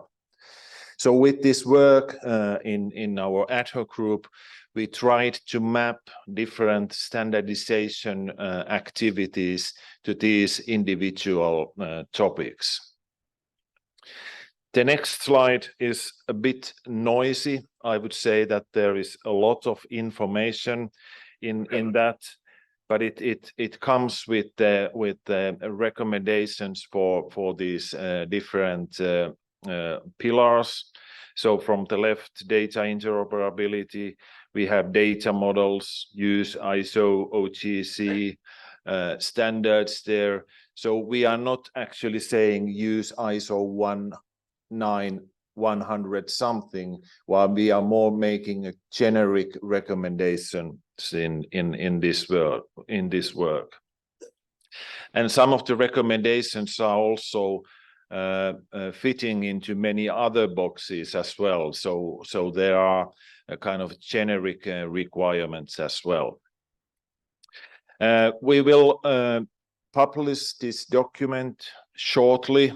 I provided it yesterday evening to committee manager. It will be kind of a control check, quality check. Some really minor modifications will be there, but then it will be published. You can see in the middle, or if it's seeable, I don't know, but there is a little bit about this EU policy context, a bit of background, what is happening within EU, then some information about standardization, and then we have these recommendations for these three different building blocks. And we divided the document so that the first 15-20 pages is more about the background and the recommendations, and all the relevant standards are actually in annex.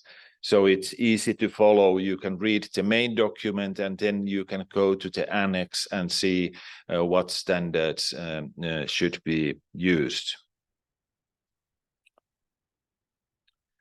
So what are the main recommendations? I didn't want to go through all these what were there in the previous slide, but I would say that use ISO, OGC, as well as W3C standards and specifications, and also Inspire good practices.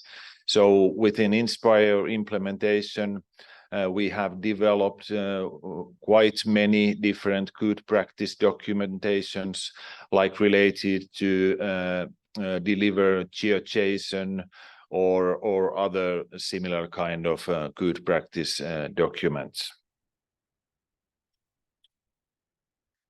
Create data product specifications and registers.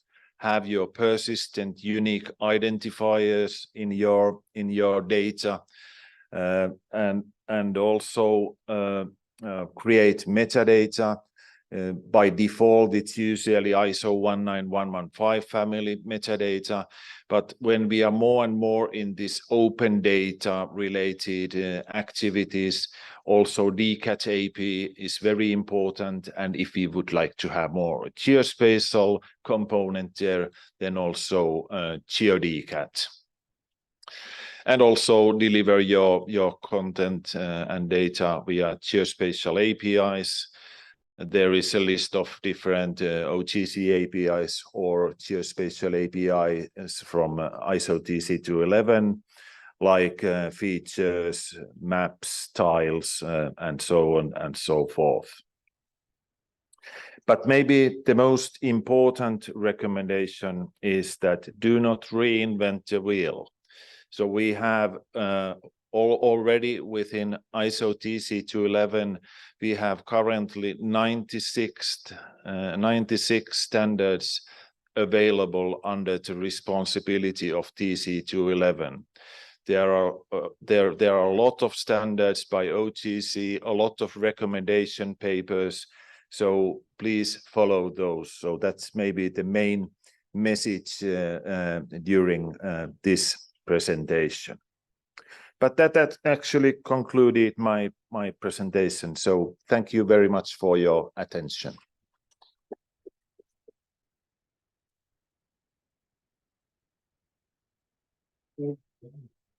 Thank you very much, Rari. Thank you very much. That was great. I know you've been working hard on the ISO working group to put all that together. So it's good to see that that you're coming to a conclusion, and thanks for those presenting those results. That's really useful. I acknowledge that you're not speaking for the EU and that it was just your view, so that was really useful. So our next presenter is online, and that's Yuki Bai. I was wondering if we could set Yuki up online with us, and he is from China, and his presentation is on geospatial standards implementation in China. Can we get Yuki on the screen? Or Yeah.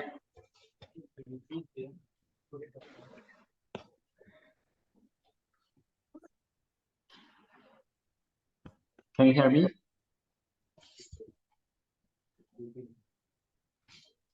Yep, that's it.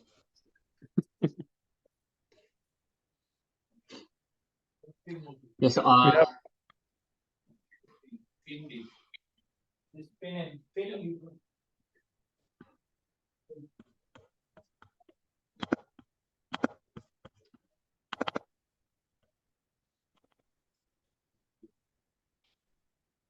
hi, Yuki. Can you hear us? Yes, I can hear you. Can you hear me? Yep, you're ready to go, Okay. Yuki. Thank you very much Yeah. for your presentation. So do I need to share the screen by myself, or you will show it on my behalf?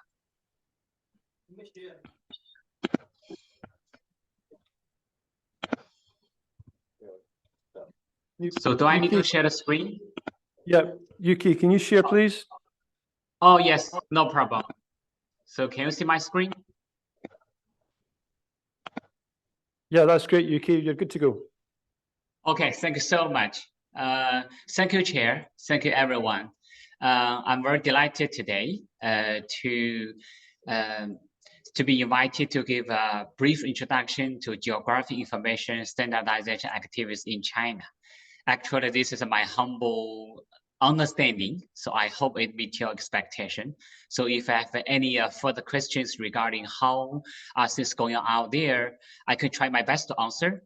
Also, I can defer that question to the responsible officer from the China SAC department, SAC agencies, so that we can answer your questions later. So I'm Yuki Bai from the Department of Earth System Science at Tsinghua University.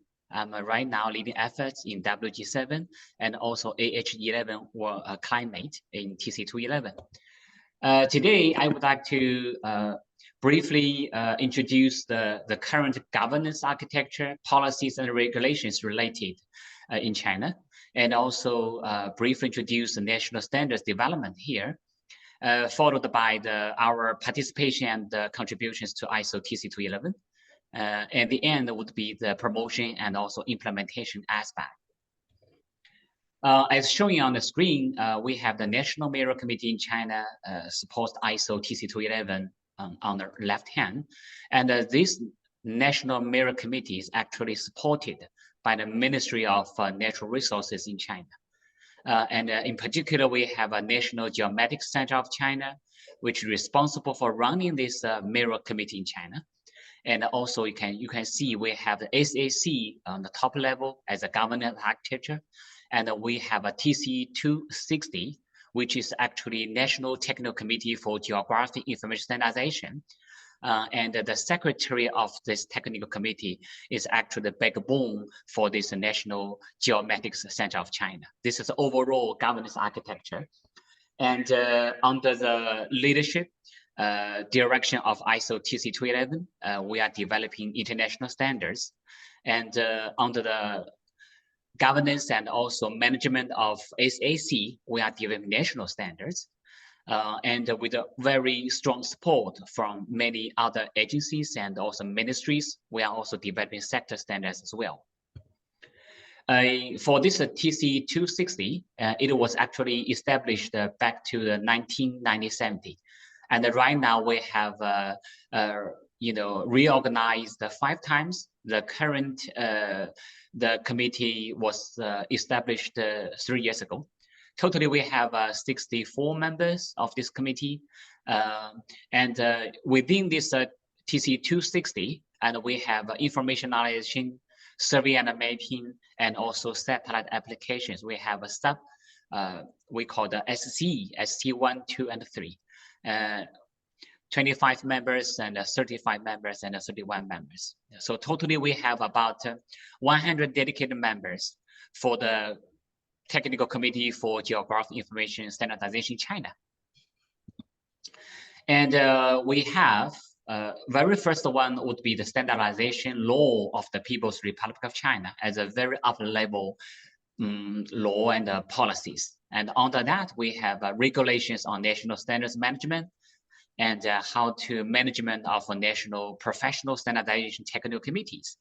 And we also have a dedicated measures for participating in ISO and also IEC international collaborative efforts. Besides those policies and regulations, we also have dedicated natural resource standardization and management of this kind of activity as a regulation. And under that, we have dedicated charter for the geographic information standardization technology related activities. And so far, we have been with you at the international level. At the national level, we have been working on guidance technical documents, some very important mandatory standards, and also some voluntary standards as well. And under that, we have a sector standard, we have a local and associate standard, and we also have enterprise standard. This is currently, besides international, we have a totally 5 or 6 level or layers of standards. This is our own way of managing standards developed in China. And what is showing here is the system standards framework for the national geographic information. We have following ISO TC 211, we adapted and to meet our own specific need. This is the overall standards framework for the national geographic information. And this is on the level, 1 level lower would be the standard information for the natural resources. And you can see we have very first one as fundamental and general purpose standards. And on the far right hand, we have a natural resources informationization, we have survey and mapping. And for this part, we have some underlining sub-architectures. We have very first one showing here for the general purposes, and for the acquisition and processing, and for the products and also services, and for the management, and also satellite applications. This is kind of a lower level architecture for this part. And so far, in terms of national information standard, the very first and also very important would be adoption of ISO TC 211 standard. And so far, we have 37 ISO TC 211 standards have been adopted as a national standard, and 23 ongoing projects out there, and 5 are under preparation. And among all the TC 211 standards, we have adopted many of them. The percent is roughly about nearly 70% have been adopted in China. And in terms of the national standard development, as you can see, nearly about 1/5 were adopted from TC 211, while other parts have been developed by ourselves. So among all the development of national standards, so far we have published 2021 standards, and 5 of them are mandatory, and more than 200 are voluntary, and 3 are technical guidance documents. And we have ongoing 66 projects out there. And also we have another part would be foreign language edition. We have 13 versions, works on that part. In terms of participation of ISO TC 211 and also our contributions, and so far we have been actively part of many standardization development teams. And in particular, we are leading 10 or 11 of them. And the very first one was released back to 2016.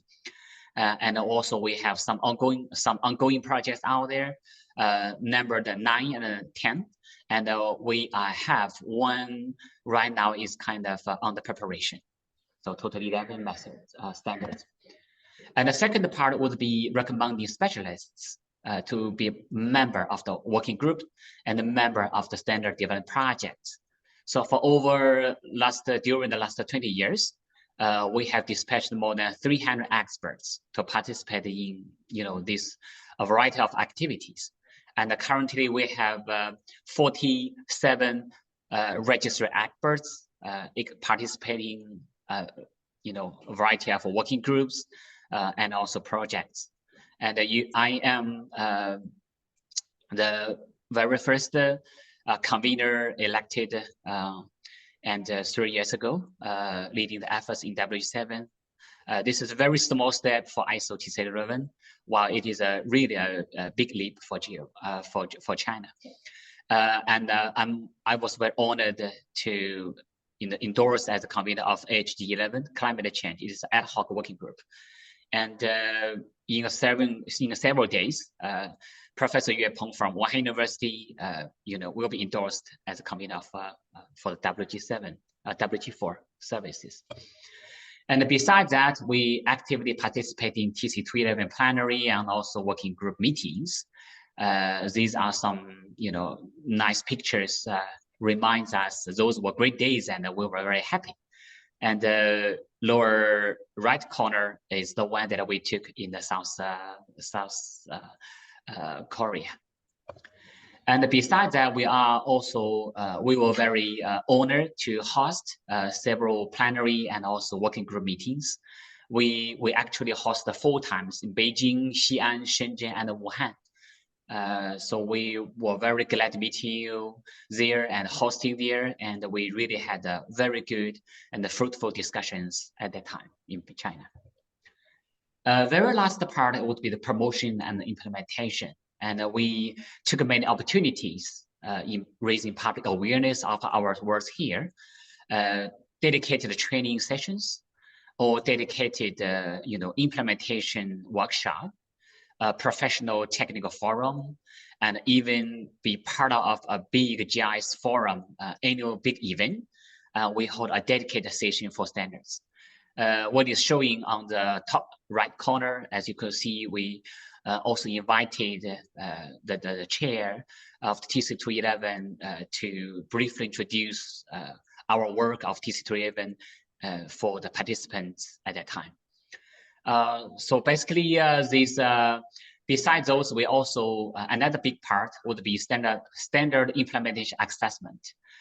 We issued a usage survey questionnaire, forum on the degree of use and applicability survey, and also standard relevance assessment forum, and even developing standard use cases as well.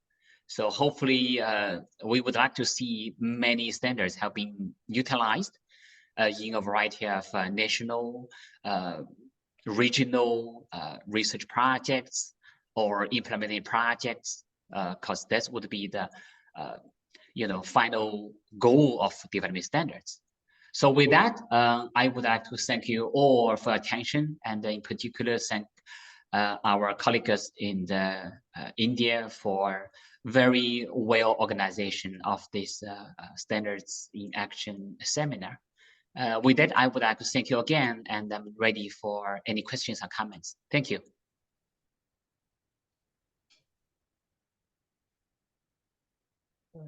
Thank you very much, Yuki. That was a really comprehensive run through on your standardization in China. That was very comprehensive. Thank you very much indeed. I'd like to move on to our final speaker in this session before lunch. And that is Matthew Henry. Matthew comes from the UN Food and Agriculture Organization, and he's going to talk to us about land cover.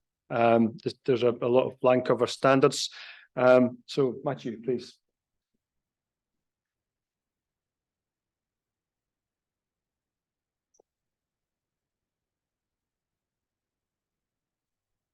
Perfect.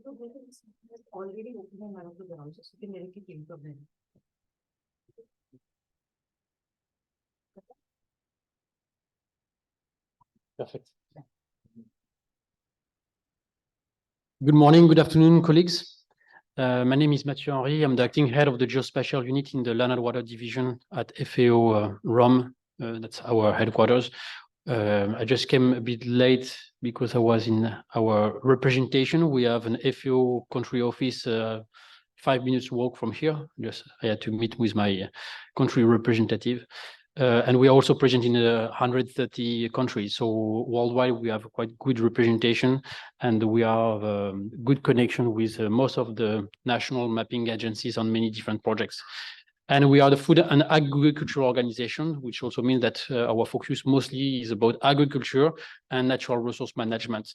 When we talk about natural resource management, this is not only about agriculture, but this is also about livestock, it's about forestry, but this is also about environment, and it's also about land, and it's about national economy. So I would like to highlight the importance of the standard development process, not only from a sectoral point of view, but from a multi-sectoral point of view. And for this, a number of countries, as highlighted in the presentation for China, but also in the context of India, have adopted national policies and acts to maximize the possibility to have integration of data and information from different sectors to ensure cost-effective approach to deal with management of natural resources, agricultural monitoring, and so on. So I'm the convener for the advisory group 13, ISO TC211 AG 13 on land cover and land use.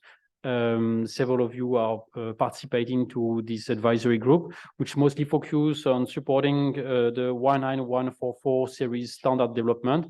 That is about land about classification system, about land cover meta language, land characterization meta language, and registration. Now, during the last 2 years, we have been collecting videos, interviews from colleagues in different countries about their experience in using the standards for their applications. We will have a short video. My colleagues did a great job. I mean, today is the first day that we are presenting the video.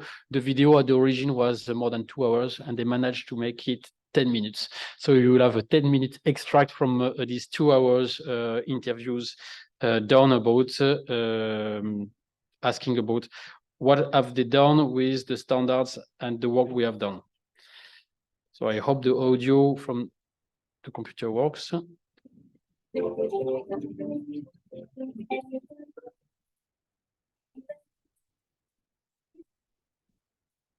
We are all responsible for preserving the environment of our common planet.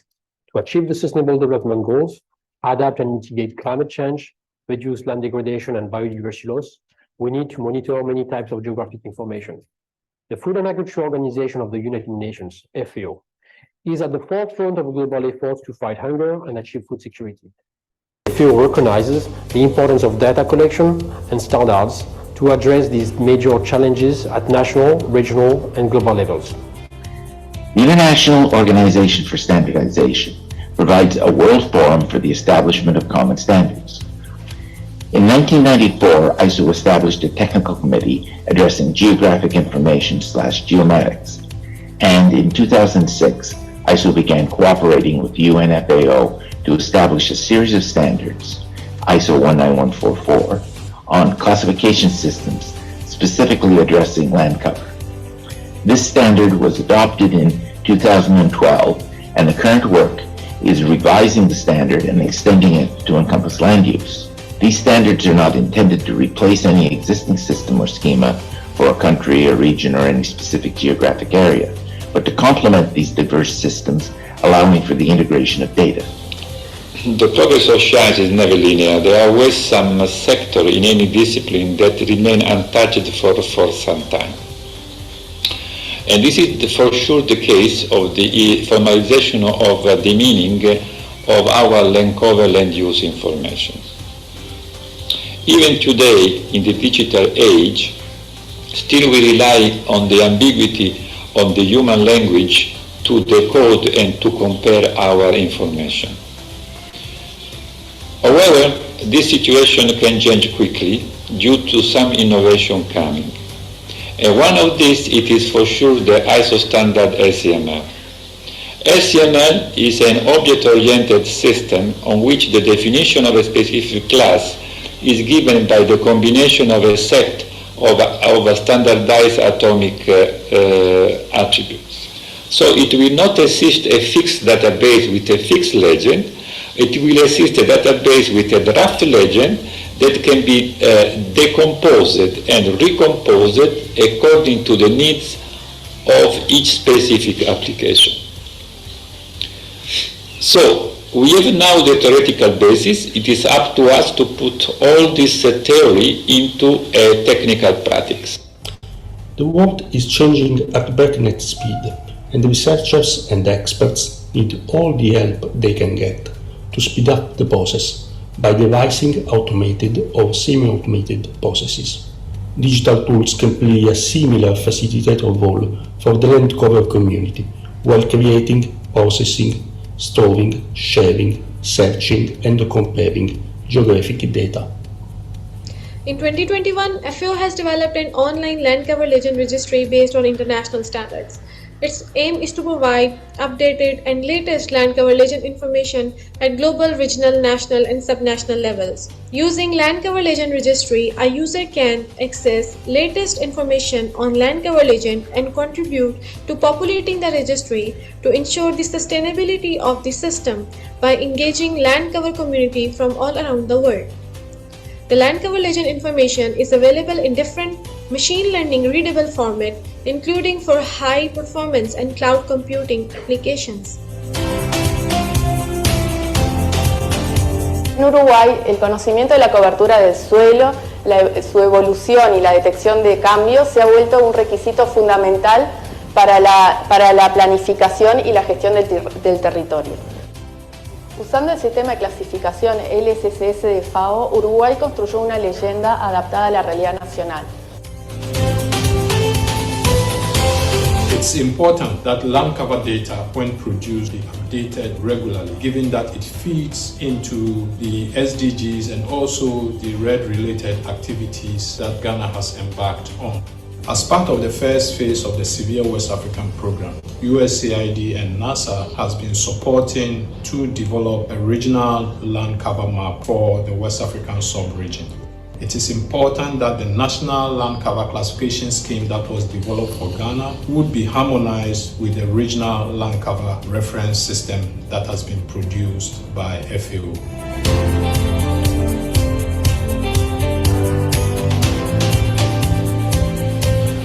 Bangladesh Forest Department prepare land use and land cover map for the national and subnational level. We prepared first national land use map of 2005 using Landsat satellite images. In 2012, Bangladesh Forest Department has initiated the process for preparing a land cover map, maintaining international standard and quality. FAO came forward to assist us through an USAID-funded project. Bangladesh Forest Department then started discussion with other land cover land use practitioners such as Survey of Bangladesh, Local Government Engineering Department, Department of Agriculture Extension, Soil Resource Development Institute and others, and decided to use land cover classification system LCCS version 3 to prepare 2015 land cover map of Bangladesh using spot satellite images. The sound administration and check of the support system required information on land use and land cover at parcel level with a pan-European extent. To build such reference system, there's been a need for data interoperability and harmonization from different national land cover sources. Hence, since 2009, we have started to use the FAO land cover classification system and land cover meta-language thematic framework, and also to follow all ISO developments on land cover and land use.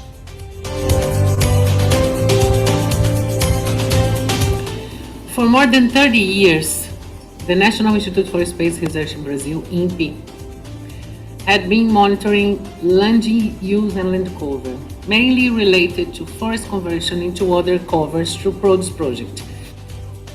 In terms of methodology, one of the greatest challenges for monitoring the project developed by INPI and partners, such as Project S and Terra Class, is automating the process of information extraction from satellite images while maintaining the standard of results obtained by visual interpretation. Under Servir Hindu Kush Himalaya ATC mode, we are using publicly available Landsat images for national and regional land cover mapping. Bangladesh Forest Department, Forest Research and Training Center from Nepal, and Ministry of Agriculture and Livestock from Afghanistan were involved in land cover mapping effort, and also harmonization of land cover classification systems. Those are government agencies that have also played an important role in collecting training samples as well as validation of land cover. Together, we are trying to understand the changes landscape of Hindu Kush Himalaya region as well as filling the land cover data gap. At its establishment 20 years ago, SWALIM was mandated to develop, consolidate, and manage land and water information for Somalia, essential for informed decision-making to promote food security. In the past, land cover mapping was done through analog remote sensing techniques. Around 2006, SWALIM transitioned to larger computer-based digital remote sensing methods with dedicated software and use of land cover classification system developed by FAO as a mapping standard, which enhanced satellite image interpretation and analysis.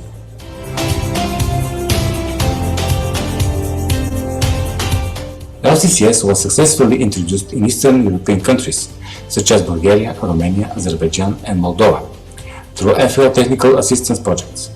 It helped the relevant administration to build and strengthen their capacity in the use of new technologies for agricultural monitoring and to improve the semantic interoperability of their national land cover data. In Europe, the LCML was implemented in the Project Special, a large-scale cross-border initiative between Bulgaria and Romania in the frame of the Danube strategy. It helped the semantic translation of the land cover data recorded in the national land parcel identification systems and their upscale to create a common reference land cover dataset for the entire cross-border area. ISO land cover meta language could provide the structure for such conceptual link. It could be further enriched by some novel approaches for better description of the individual physical three-dimensional nature of land cover features and their interactions with the soil. The Advisory Group 13 on land cover land use of ICTC 211 could be one of the opportunities to discuss such developments. We have now no land cover class and mapping standard in China. One reason is land cover diversity over large territory, especially in local land cover mapping. Another reason is various application and purpose. Now, Ministry of Ecology and Environment in China accept FAO LCCS to produce a land cover of time series at the national level. We hope it will be standard and extend to more users. FAO plays a central role in the development of international standards on land cover and land use, notably through the development of standards on land cover classification system and subsequently the inclusion of land cover meta language in ISO TC 211. The joint UN FAO ISO land cover and land use meta languages provide a valuable and common framework for characterizing land-based geographic features. These efforts help improve our understanding on land features, promote effective data integration in the digital age, and better contribute to the achievement of the Sustainable Development Goals.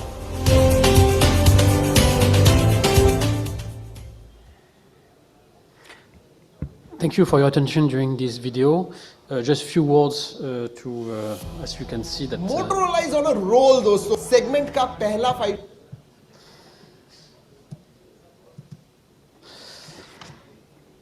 So it was a bit challenging to put all the different interviews into one video, but well, my colleagues managed quite well to produce this video. So you have seen different in-country examples on the use of the standards and the national standards applications when we talk about land cover and land use mapping. Also highlighting the importance of monitoring land cover and land use and natural resources for different sectors, and not only for agriculture or forestry, but for various sectors. As highlighted several times during the video, you may have different ministries or different organizations who are producing similar data that may overlap. And if we want to develop some cost-effective approach to land cover and land use, the adoption of the standards is quite important to provide a framework and a framework for cost effectiveness of use of satellite imagery and field data collections to better understand what is happening. And yes, we definitely hope that in the next video that we will be preparing, that we will have colleagues from India who will be sharing their experience. Thank you.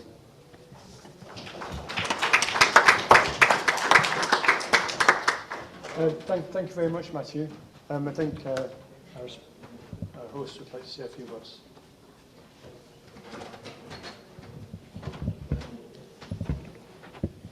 Thank you, Alan. I'll once again request our head, Ms. Reena Garg from Electronics and IT Department, to please come forward to give the mementos to the dignitaries. Professor Sanki Hong, sir, if you could please.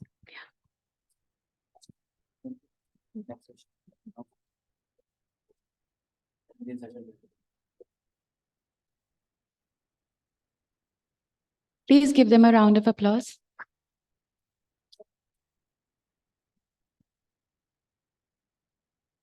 Mr. Matthew Henry, FAO. Sir, please.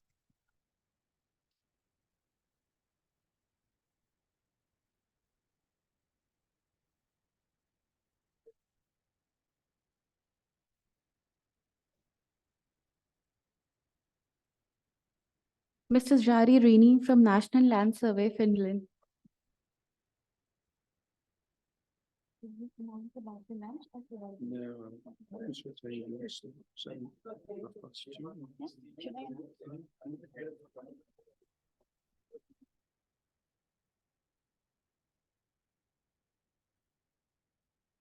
Thank you so much. With this, we come to end of the first technical session. Lunch is served in the lobby. Please join us for lunch. We'll begin the next session at 2:20 in the same room. It is a technical session where we have a lot of Indian speakers, so we look forward to joining you. Thank you.